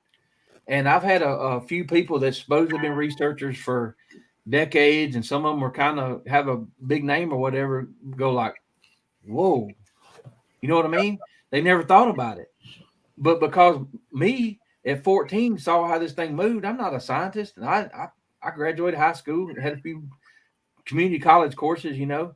I have questions, and I have that piece of the puzzle like you have, and they won't listen to us though. But you know, but yeah, it's that's what confused me the most back then. And if I hadn't walked up that hill, you know, as many times as I had, knowing what I look like, stumbling and falling, seeing this thing gracefully, just as smooth as could be, and that up and over, up and over, up and over. We do not do that. We can't physically do it. So, you know, it ain't but one thing it can be, I guess. But before I forget it, I ain't trying to change subject, but before one track mind derails again, was it Steve? It was like Steve Smith that was on there earlier talking about his encounter. We need him to dadgum send us an email or something. I want to hear his encounter. I know where his area is. I think he said Joelton. Yeah, I think that's what he put. And if I'm not mistaken, he would be that. I always talk about this circle ridge system. I'm on the very bottom down here. He would be, if I'm not mistaken, in the top right side. Go ahead. No, go ahead. I'm just getting it ready. No, I may be wrong, but if I remember correctly, that's maybe where he's at. Yeah, I think that's what he said, Joelton or something like that. I don't know where that's at. I mean, I don't know if that's called the BFE or what. But I would bet $1 that it's close to that ridge system, because the more people I talk to, well, even Elijah the other night, I think Mark, y'all gonna have Elijah on later. Vic is asked. Vic Condit. He's on the northwest side of that ridge system. And I think in 7th grade they told us it was called the Dimple of the Universe because they could see it from space. But it's not the big mountains like Misty and them have over there, but it's pretty good sized hills. Now, where is that at, Roger? So, because you know where the LBL is, and Dixon County and Dixon, the town and all that. He's over on that top left side. I don't know if he's actually in the hills, but he's close. He's close to that. Okay. Well, I can't figure out. I mean, like Michael on there keeps talking about he says he's in Alabama. I don't even know where Michael's at. I don't know. Michael, are you in Huntsville? What is this, Mark? Okay. You know how we looked at the spectrogram of what an owl looks like. If you'll look up in the top right corner and you see the blue picture there with there's 3 pictures, they're all in blue. The one on the left is a bar owl. And so it's like those V's that are standing up on top of each other. Yeah. And so that's the main thing that you're looking for. Well, this is something that Spencer actually caught. And so when you play that, look at these V's that are down at the bottom of the spectrogram. They do not go, they're not stacked on top of each other, and they're in that 600 hertz range. And so that tells you whatever that was vocalizing that owl mimic, it wasn't an owl.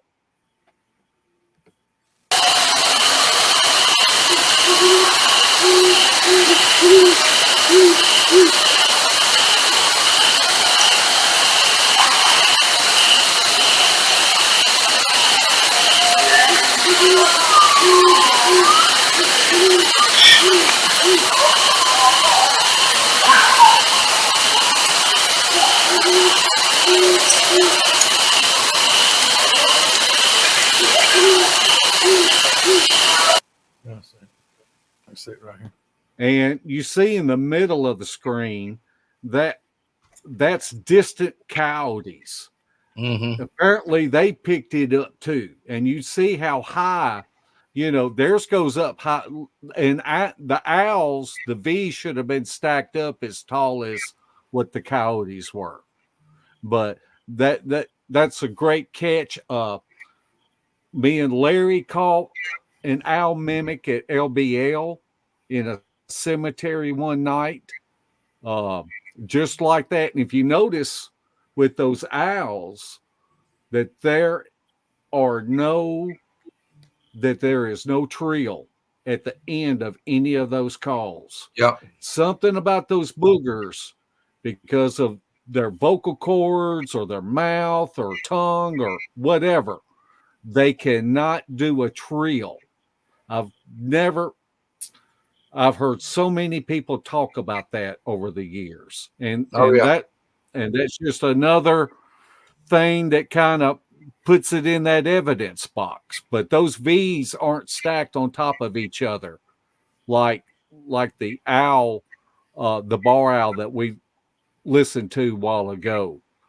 They're in a straight line and they stay in that 600 hertz. Yeah.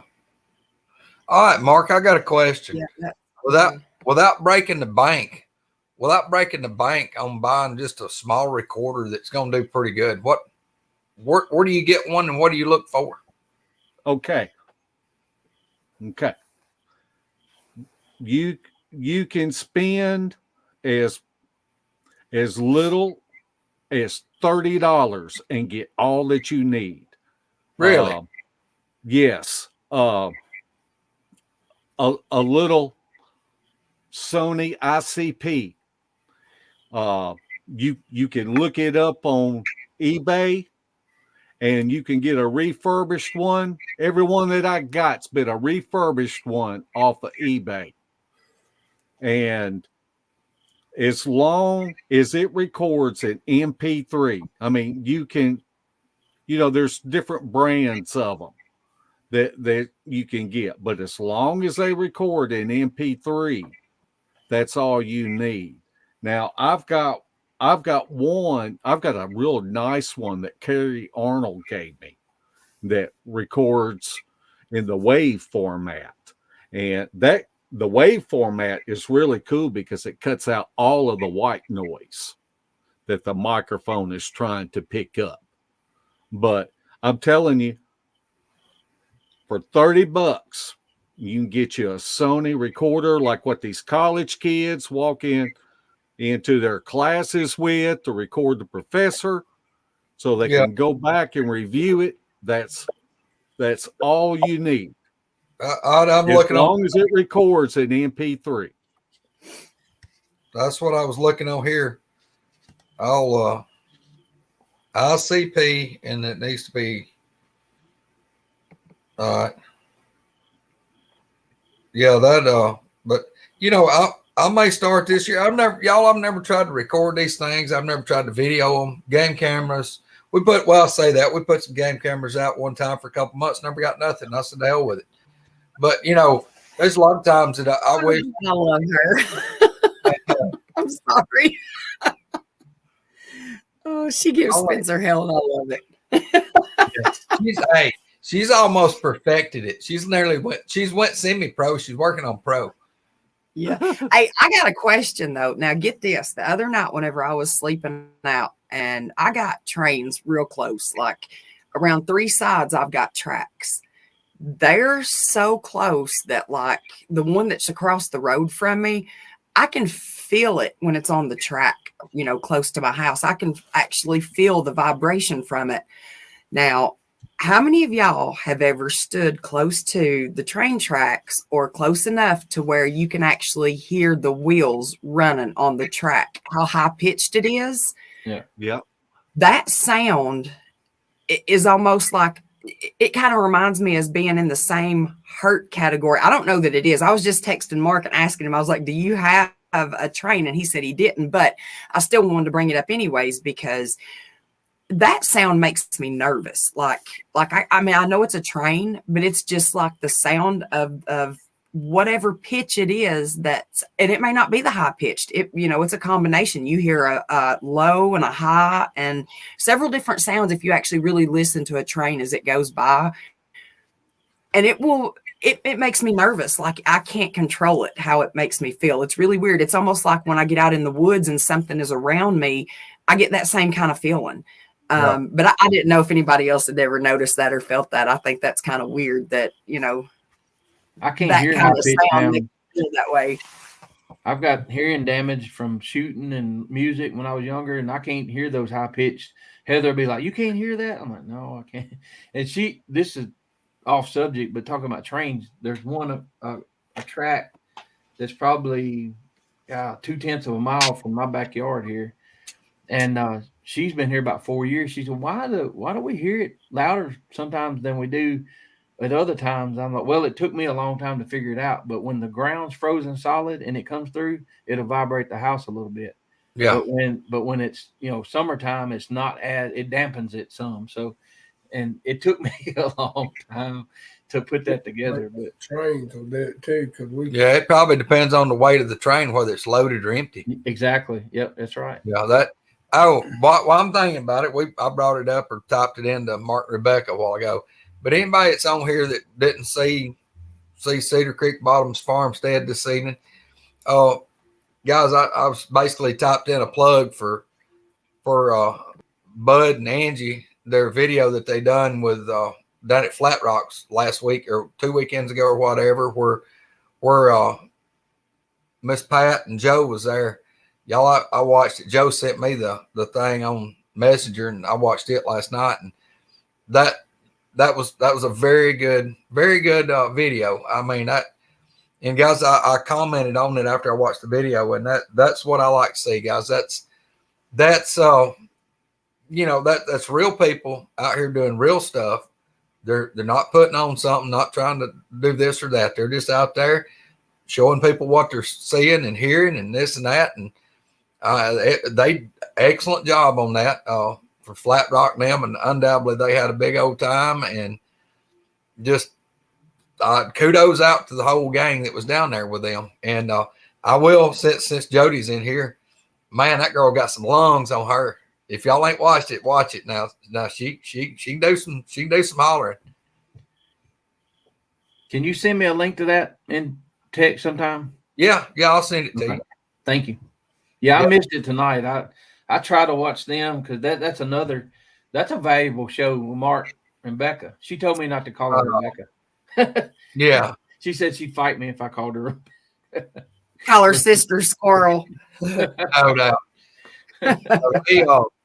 But yeah, I mean that really was, guys. That was I really enjoyed watching it. I mean, they was just down there at Flat Rocks walking around. And they was sitting around the fire, and Jody went over there and like woke up the whole neighborhood for 10 miles when she screamed, and they, them walking through the woods, looking around, just doing what, kind of the way most people's gonna do it. That's taking this stuff serious. They're out there.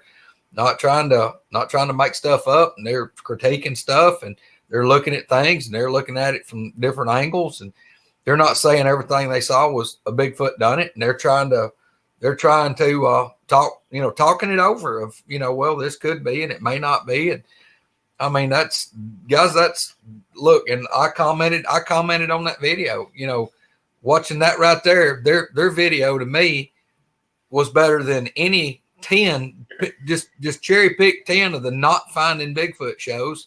I'd way rather watch that one show that they done. So, yeah, hold on a second. Yeah, Mark and Rebecca does a good show, and they do a variety of stuff. Yeah. Joe just sent me the link. Homesteading to Bigfooting to stories to, they're good people. Mark prays. He's got to where I believe he wanted to start doing it every show before he started doing it, but he finally got to where he didn't care what people thought. So he started, doing a little prayer at the end of the show, and he's just, they are down home good folks, y'all. They really are. That's it. And guys, we've had a couple of different people that said something to me, about, if I done a podcast or went on this podcast or that podcast. May want to enunciate my words since I'm a good Billy, be a little more professional and, maybe not be eating a pig in a blanket or a piece of pizza while we were on the show with y'all. But guys, this is me. I'm just a damn old redneck here in North Alabama. You know, what you see is what you get. I don't try to be somebody I'm not. I'm not gonna try to. You can't polish a damn turd. Let's put it that way. You know, I am what I am. I'm like Popeye. I am what I am, and that's what I like, y'all. I mean, I want to see real people being themselves, talking about what they've experienced. That to me has got way more weight than somebody out here trying to, I ain't gonna say make shit up, but to twist things around and try to jazz it up. Let's say that.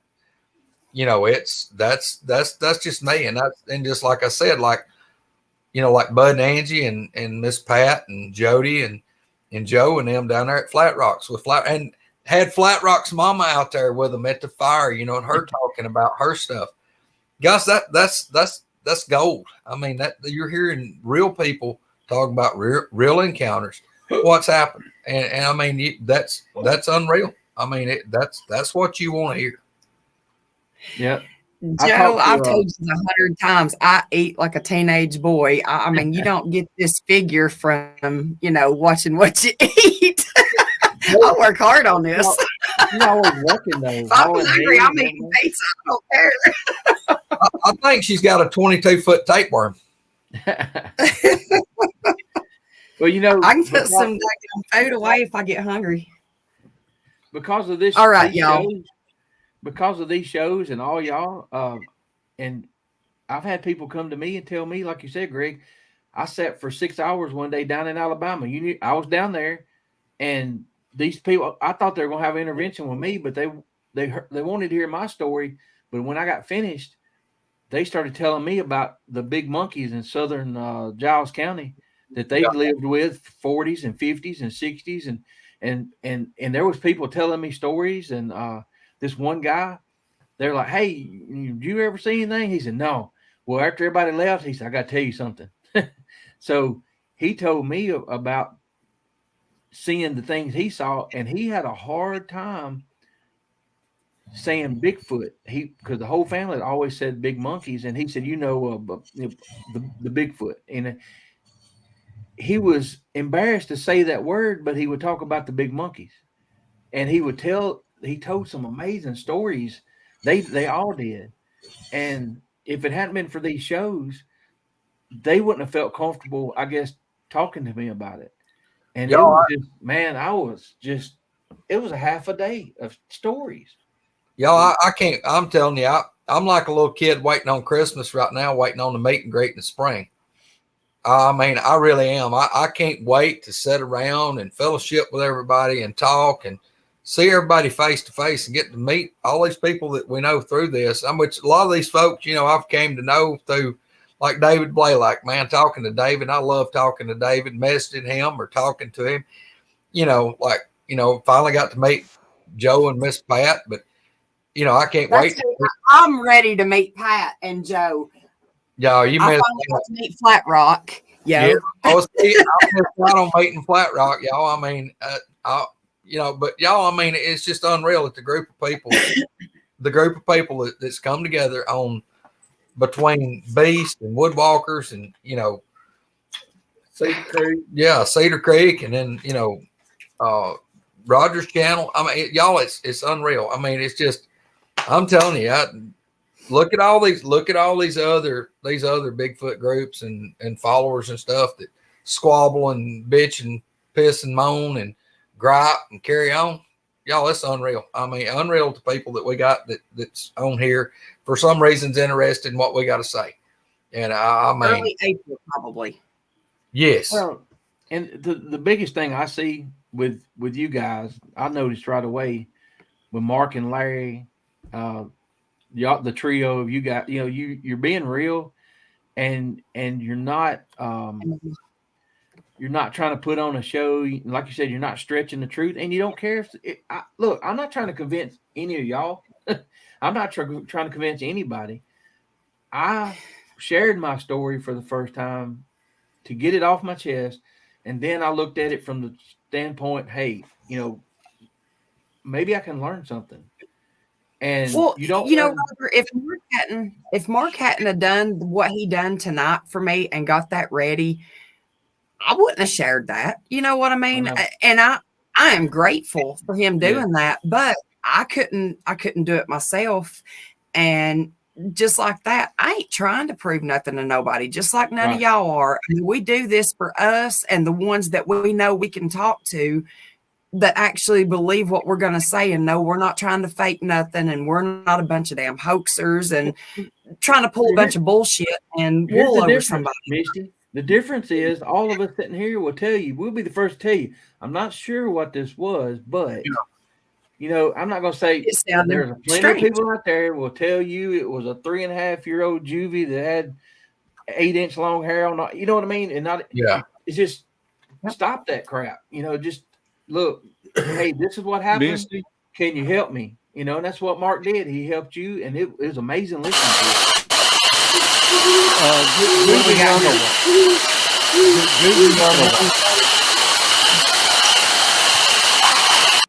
Hold on. Play the other one. Yeah. Okay. I got it. There we go. Okay. I'll let's see. I'll have to go. Let me go right here. I can't do it. I was going to say it's not giving me the option to play it. I'm sharing the screen. Hang on. So what is this one? You didn't tell me the chicken how long it took him to this. I just did a train. You talked about this about the squealing of the cars. Now, man, this thing goes up to 13,000 hertz. Wow. The squealing's what gets me.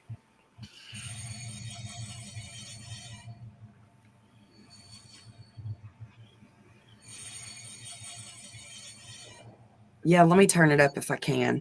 All right, Misty, the squealing part of that to me, that's a lot. I ain't just like it, but that's a lot like that directional squeal, like the mosquito on your eardrum. Yes.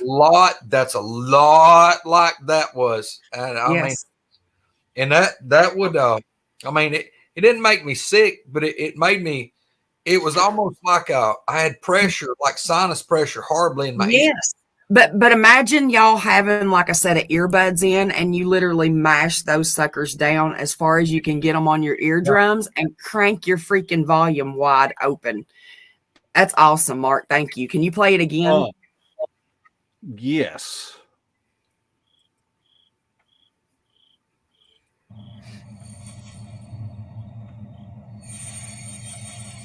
Right there. Hear that? Oh, yeah, I hear it a lot. Right there. The train track at work runs like it's less than 25 yards behind that. Yeah, see, that sound is just, it's something about that pitch. Y'all want me to tell you something? Well, and it's not just you, it's also boogers.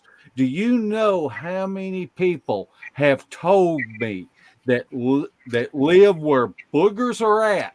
And how they know that they're around. They may not come around but once every 2 weeks. But how they know that they're around is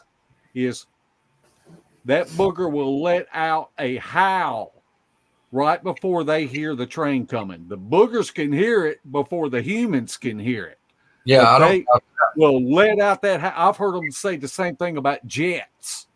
If you're in a flight corridor pattern, and we are. Before they hear the jet, they'll hear a booger howl. But you look at that train, that goes up to over 13,000 hertz. That's got to hurt their ears. It's got to. Their hearing is way better than ours. Yes. And just like Misty saying how it hurts her ears, same thing with boogers. It's got to hurt their ears being that many hertz, and they will howl before you'll even hear, the human ever hear that train coming. I can feel that. It feels like I can feel it in my soul. I know that sounds horrible and stupid, but it's like I can feel that train track. And when that train goes through, like through my whole body, and it's just certain sounds, not the whole time, only when it makes that squeal, it seems like on the train track that it just like it really, really, you can feel it. Y'all know I can't even hear that. When y'all played that, I couldn't hear it. Really? I can't hear high pitch. Well, I'm just sitting there looking at the screen like, what the hell are they talking about? You know, let me tell you something, though, that I told my husband, because I don't know how true it is, but I've always heard that women hear high-pitched sounds better than men because our bodies are in tune with listening for, like, baby cries and things, you know, that's high-pitched. I don't know if that makes a difference in the way I hear things, but he doesn't hear a lot of the stuff that I hear if it's high-pitched. Well, so I believe that's true, but it also could be. I know I have hearing loss, and I think it's from working in an industrial environment with loud noises for years and years, high pitch motors constantly going, you know. And yeah, so, but I did. So too. my high pitch hearing isn't good. Well, it's kind of like a dog whistle. You know, a dog can hear the dog whistle, but you can't hear it. I can hear it. Yeah. You can hear it? I can hear, and not loud, but yes, I sure can hear a dog whistle. Yeah. I can, Misty, I'm like you on that. I can pick up. A lot of people can't hear it at all, but I can tell that it's doing something. It'll be super high or super high, and I can barely hear it. But Not a whisper. Yeah. Yeah, I can pick up on it. And I don't hear great. I mean, don't get me wrong. I mean, I don't hear every little thing like I've got some kind of super hearing, because I don't. But certain sounds and pitches, it's like I can just feel them go through my body like they're so loud, even though they're not loud. I can be watching TV and it'll feel like my eardrums are busted. Certain sounds that'll come on a commercial or something when it kicks on, I will literally, I have to turn it down. I can feel my eardrums. They feel like they're just pulsating. I mean, I know that sounds weird, but and the volume doesn't change. It's just the tone of whatever music they put in that commercial. I just saw that Steve was back in there. Steve, you need to get email or something. Get up with us, brother. Dang, hit me up on Facebook. Send me a private message or something. I want to hear. We'll do a chat or something.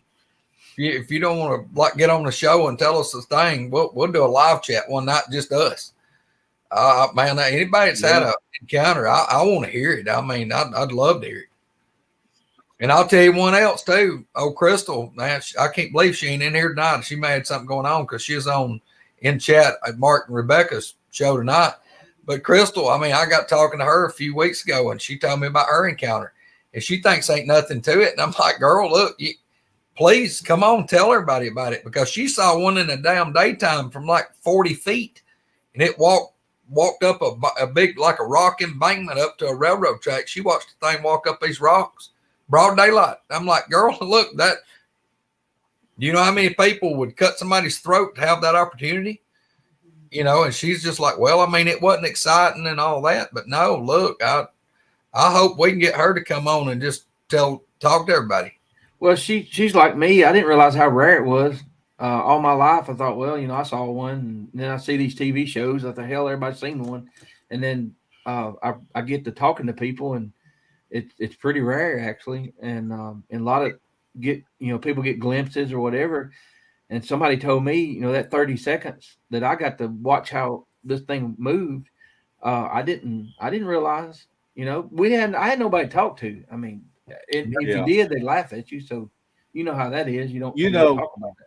That was one thing that I always appreciated about Kerry Arnold, was he was about the awareness, and he was always willing to help. He put his phone number on every show, and if you had something that was bothering you or you needed to talk to somebody, you could call him and he would answer that phone.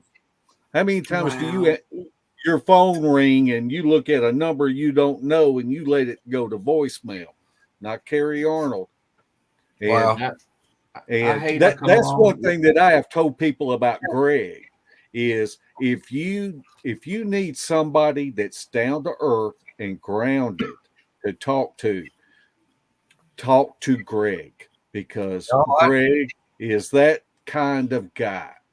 Well, y'all, I mean, I owed such a debt of gratitude, and that, like me, willing to talk to these people one-on-one is, you know, I was that guy that was lost. I mean, I had my dad and I had Al here that was encountering this stuff with me, but y'all, I didn't have nobody that really knew what was going on till I met Tal Bronco, Bill White.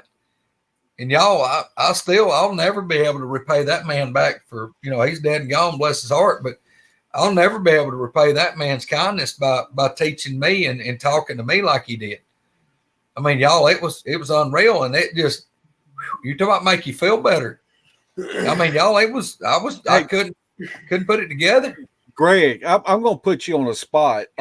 Here in a few weeks, I want to get you and Mark Green and Kumbo on, and I don't want Spencer or Misty to steal this from me. but I'd like to do a podcast on remembering Bill White and awesome. To tell personal one-on-one stories of interactions. Yeah, with Mr. White. That'll be a good show. He was that kind of guy. Oh, he was unreal. Fabulous man. Hey, and that man wasn't scared of nothing. I don't reckon. He'd ball off through the damn woods right by himself. And the only thing I ever seen him carry, he had a little snub nose, a model, I think it was a Model 10 Smith & Wesson 38 Special. He dropped in his back pocket. That's it. He'd go off in the damn woods by himself and just stay gone all day. And he went down there where y'all found the tents all tore up, Misty. Yeah, old Bill White went off in there where we had all the stuff happen. He'd bottle all off in there by himself. He went over and stayed gone 6 or 8 hours one day and come out, and he was showing me some pictures. He found a bunch of footprints, everything else down there on the river.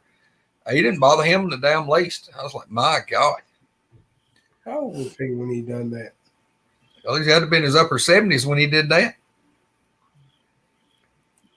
But did y'all see Steve Smith's encounter here? No, I didn't. I was running my mouth and wasn't reading.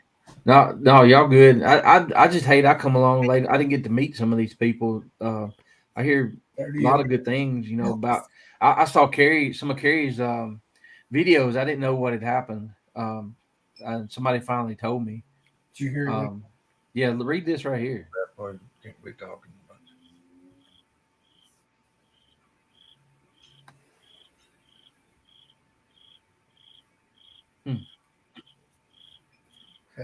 about. That right there gets your attention, Steve. Yeah. Notice, you know, that's why Kerry Arnold's encounter is my favorite, because he got to see one for minutes on minutes, and the thing revealed itself to him on purpose. Yeah. I mean, these creatures spend their whole lives not only avoiding humans, but avoiding every other kind of animal because they're going to eat it. They're at the top of the chain. Yeah. But it intentionally revealed itself and screamed at him, because I feel like it's because they thought Kerry was about to kill over 20 turkeys that was headed his way. Yeah. Didn't he say that was the first time he'd ever been that deep in the woods? And he carried like turkey shot with it. Well, that was the first time he ever turkey hunted. Now he deer hunted those woods for like 8 years, but you know, I got to go to that area, and he took us to that area, and got to camp out in there. And I'm going to tell you, Kerry was, man, he was on edge. The very first night, Kerry slept in his truck, diesel truck running all night long. And I had to tell Kerry the next day, I said, Man, these audio recorders ain't going to do us no count if you're running that truck. And because you could just tell how it affected him. Right. Sitting there in those same woods in that same spot where that thing revealed itself. Yeah, it's well, that's the thing about it, y'all. The people that hadn't seen these things, when you finally, I mean, I dealt with them for a long time. I dealt with them 8.5, 9 years before I ever finally saw one. I mean, I'd had lots and lots and lots of encounters over this length of time, but I could not see one. I couldn't lay my eyes on it. Hell, I'd had them within 15, 20 foot of me they'd be in the thicket. They'd be that close, but I couldn't see it. And I knew what it was, but I could not see the damn thing. And by God, when you finally see it, when you see one, and it's when you see basically a monster step out of the damn magazine or out of the book or off of TV, when you see it step out in real life, flesh and blood, it changes your whole outlook on the world. You know, you're talking about not seeing something at this same location I've been talking about all night. Me and my dog went in, and I thought I had my phone on. I recorded, and it just stopped. I thought I had this on audio. To the fact that I was so sure of it that I called Don Odom and I said, "I'm coming to you right now. I don't want you to hear this." But it sounded like something with a throat, a big throat, was trying to coax my dog to it. But it was 70 yards away, straight in front of me, about 15 to 17 yards ish. There were some trees and a little bit of thick cover there. This thing was making this sound, and I'm like, I don't know what this is. I've never heard this before. She hugs the ground. She drops down and looks up at me like, help me. And all of a sudden, it made up 50 yards in a split second. There was either something very stealth or there was two of whatever this was. And what got me was, Greg, I'm looking right at this big whatever and I couldn't see it. It was just out of sight. And I mean, right there by the sound. And I'm like, I done got caught in a mess here. I had a SIG 9mm, all I had. I told my dog, I said, look, I'm not going to leave you, but you're going to have to help me. And she got up and hugged my leg all the way out. Wow. I wished I had that on. It was like not a clucking, but that's weird. I've never heard it before. And it was obviously something big. But when something makes it that ground, the what now? Like a tongue clucking, how you can make that noise. Yeah, but it's resonating in the throat. Yeah. Yeah. Back here. Yeah. And my dog I've dropped heard that to the ground. And like Greg said, that the freaky part is it sounds huge. And now I know in my heart, in my gut, that there's two of them because nothing could have moved that quick. And I'm like, I'm in trouble, and I couldn't leave her. And she usually leads me out. She hugged my leg and crouched walking. And we got back and I'm like, man, I got that on audio, man. And we drove to Don's house. He was watching it, and about less than a minute before it started, it just froze. And I don't know what happened. I mean, I felt like it was gut punched because I've experienced that in 4 or 5 states where every piece of equipment, there might be 4 or 5 of us, and every piece of equipment just goes dead, goes absolutely dead. And Mark, I thought, is this what other people experience? I've heard this before. I didn't check it before I left. Don, I'm like, Don, did you stop that? He's, I didn't touch anything. And I went back. I said, it ended. It just stopped. I had plenty of battery left. Matter of fact, I left it. I thought I left it on all the way to the truck because when I turned it off, I turned it back on. And there's about 7 or 8 seconds there. I'm like, what's going on here? And I didn't realize what had happened. So I thought I had it running from where it happened out to the truck. And when I was getting in the truck, I thought I was turning it off. So me and Misty has had some real good conversations about that and picking each other's brains and talking about theories of what it could be. It's don't know, but I really kind of think that the way Misty does on it, because she's got some great ideas about that, the energy. The energy, yeah. And I'm glad to hear you say you I can't explain what I heard, but you know what I'm talking about. And it's just that clucking almost, but it was like I said, it's you could hear it back in here, you know. And I don't know, it was on the Roger. Does this make sense? You ever watch some of the tribes in Africa, the way the old tribes? You ever watch them, the way they click and talk? Yeah. And stuff?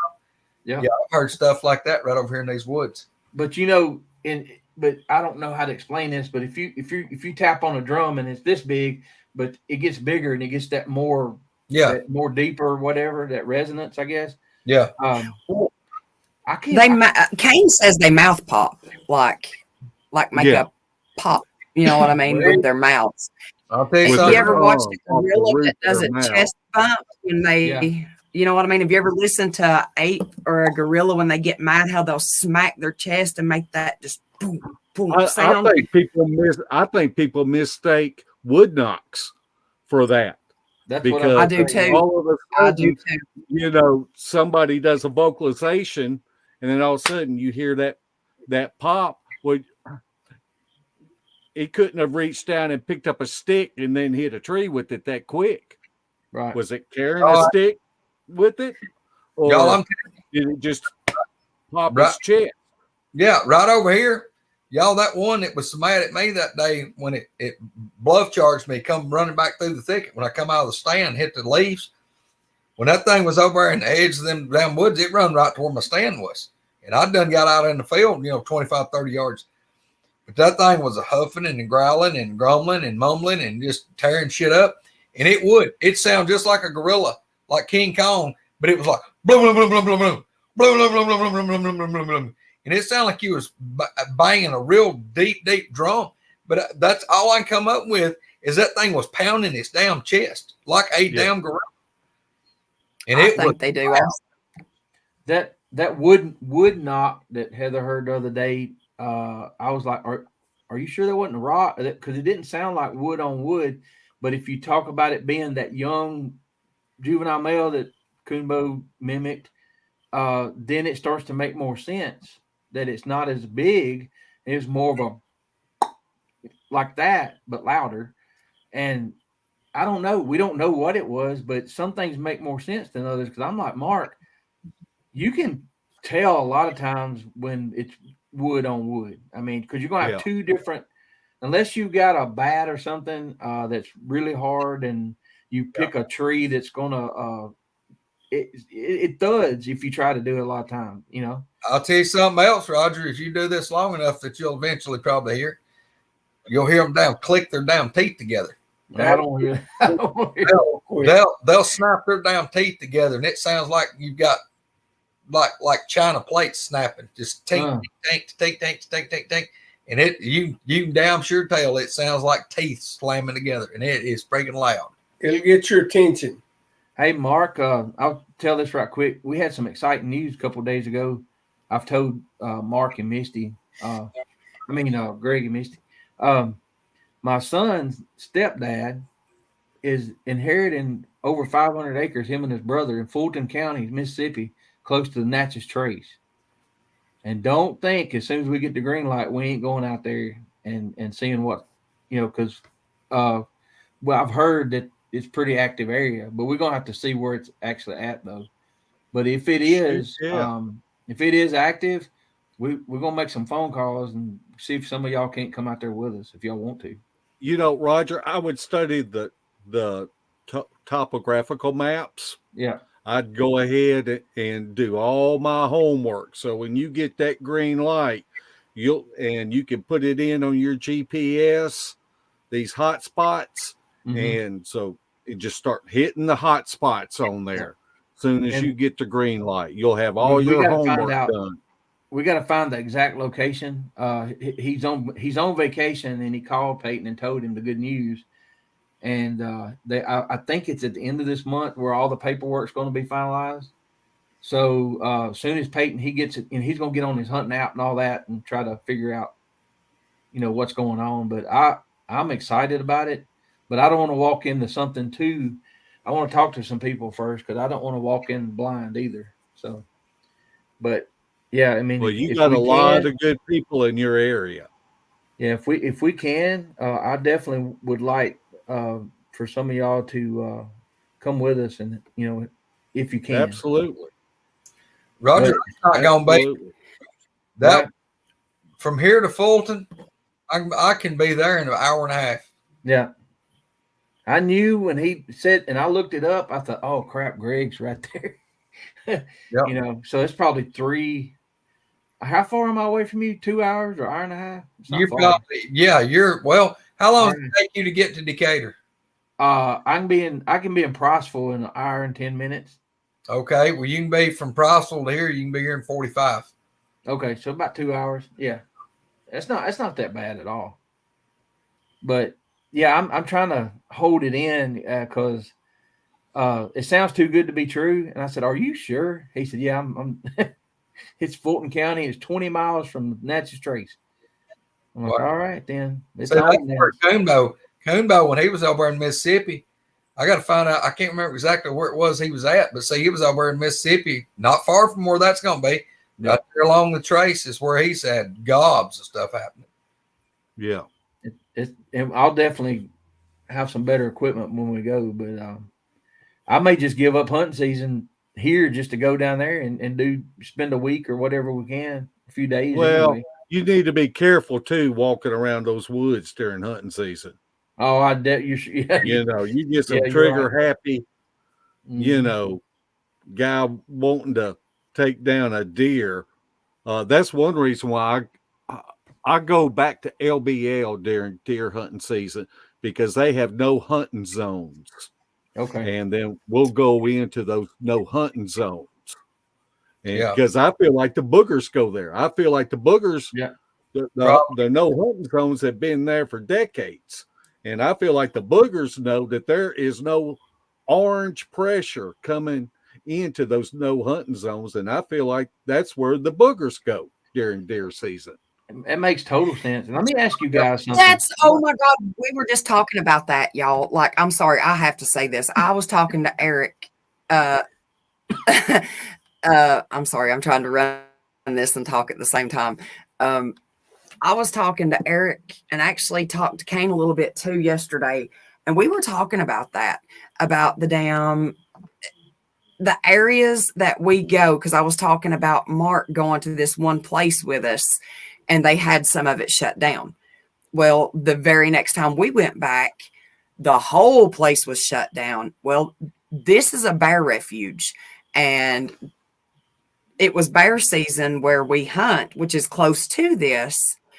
And then you've got a couple other places that are right up against it, and it's an elk refuge and like several other things that are like protected areas. They shut this shit off around those protected areas during other hunting seasons. There's got to be a reason. And I think that's why. Yeah. I think that's a safe place for stuff to go. I've always thought that. And I mean, it just, there's too much goes on around here that shit gets closed off, and you can't even go in the park whatsoever other than just driving up a little gravel road and got to turn around and go right back out. Yeah. When it's perfect camping weather and everything else. I mean, Mark, you said something about y'all talking about the energy and all that. You know how you sit around, you throw stuff at the wall, and it probably doesn't mean anything. But Peyton and I, we were talking here a while back, and I said, you notice the two places that we go, one's on the north end of the county, one's on the south end of the county, there's absolutely no cell phone service at all. He said, what if the cell phone service messes with them and they try to get in areas that don't have that? And I'm like, oh, you're full of crap, whatever. But y'all said the LBL, didn't somebody tell me there's no cell phone service up there? Or it's spotty, and you've got to get up high to get cell. But I just think it's because they don't have cell towers. It's just rural. Nearby. Yeah. You know, because it's such a vast area. I mean, it's like when I was in the Everglades, you know, there was no cell reception, but man, we were deep in the swamp. And they don't put cell towers up. But I think you are right about some places where they can knock out that cell service. It's just there's so much weird stuff happens. There's not really any bad ideas because a lot of it's speculation, but it's speculation on what we've had happen to us. You know, I don't know. Like I said, I throw stupid stuff out there all the time, but you should. you absolutely should. And I think it's good. You know, we do little talks on here, and I know that you've been a part of them to where, you know, we're not on no podcast or nothing, but we're just sitting there bouncing ideas off each other. That's like gold. That's like gold because we can talk openly. Brainstorm. How else would we found out that so many of us have been hit by lightning or had lightning hit something that we were on? Yeah.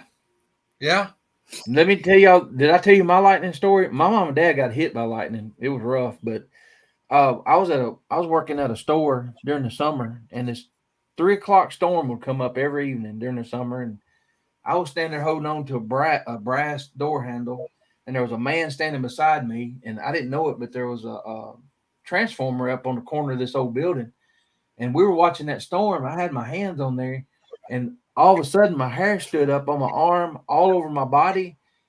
And the hunter safety course, you know, they tell you if you feel that, and it took me a little bit to process it. And I was like, oh crap. And I grabbed this old man. I was about 17. I grabbed him and snatched him back. I said, get back, lightning.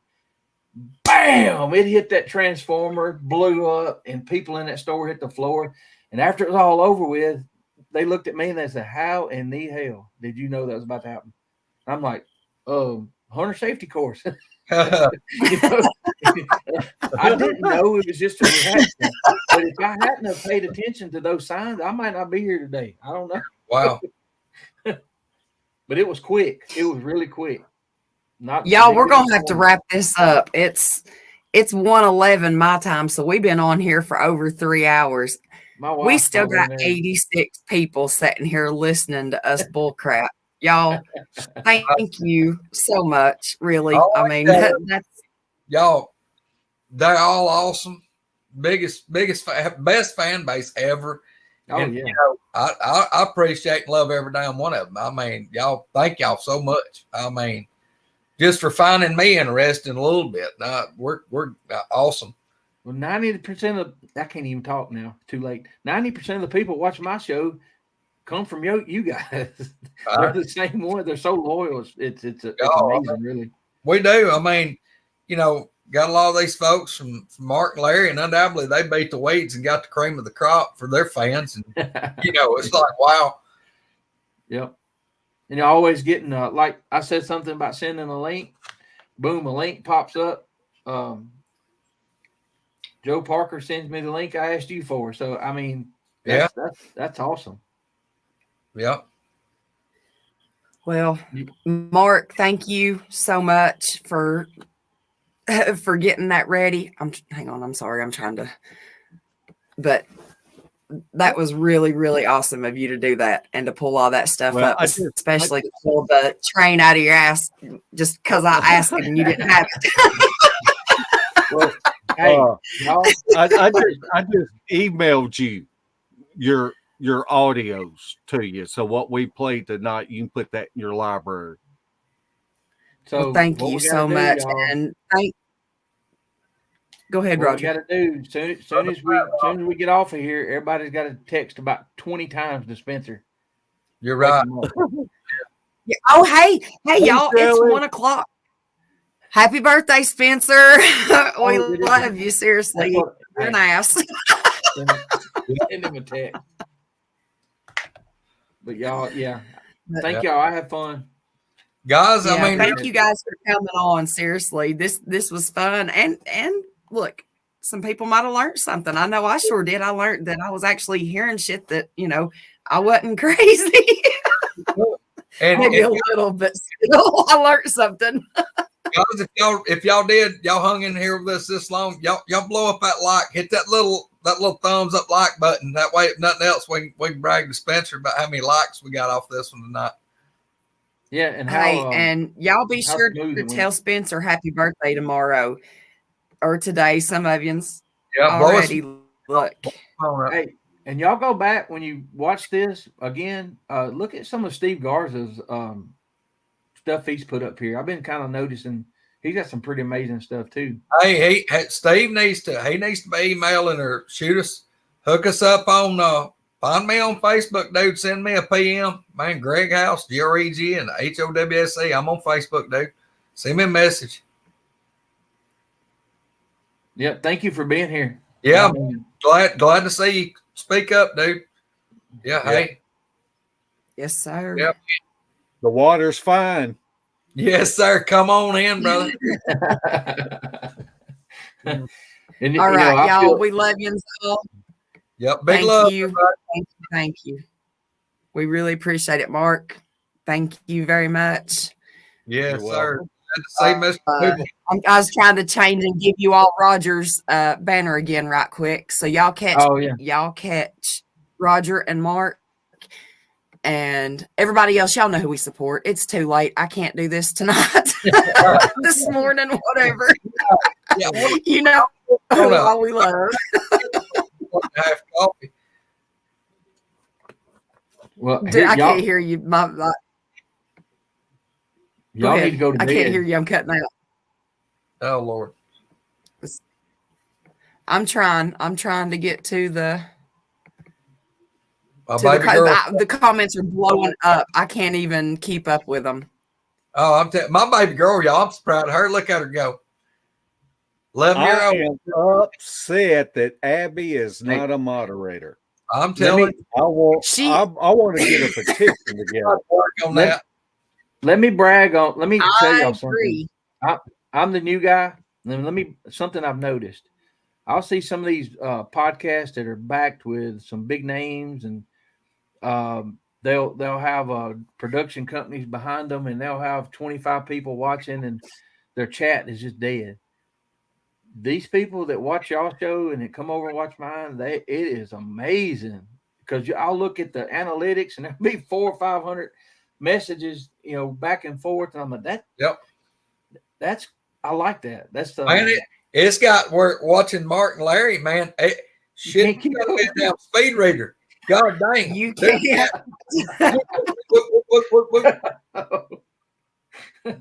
We had that show last night. And if you would have told me 4 or 5 years ago that in 8 hours or 10 hours, I would have 1,000 views on a show, I would have laughed at you. It's just unbelievable.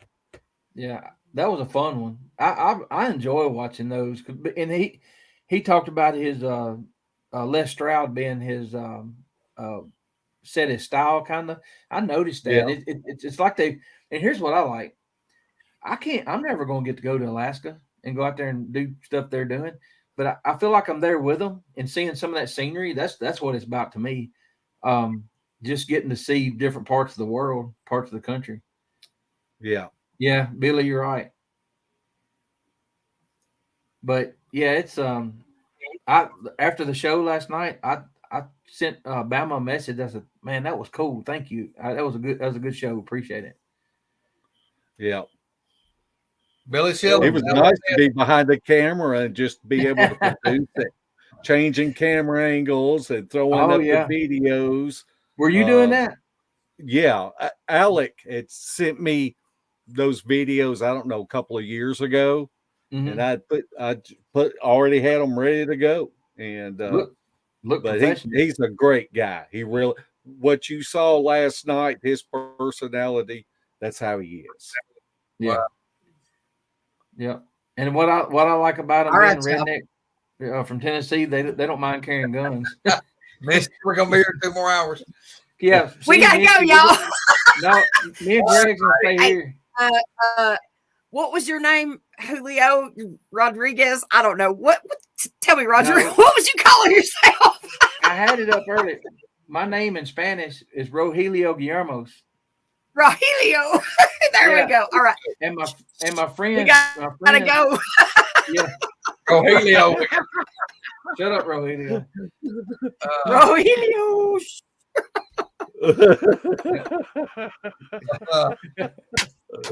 Yeah, Night, my night, friend- footers. Hey, Hey, I love you guys. y'all have a good Good night. night, y'all. See you tomorrow. Night.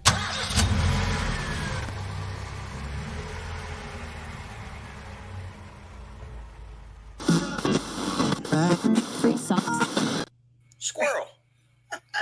Hey, y'all. Hey, Spencer. We're swapped around. Huh? We're swapped around again. Hold on. Yep.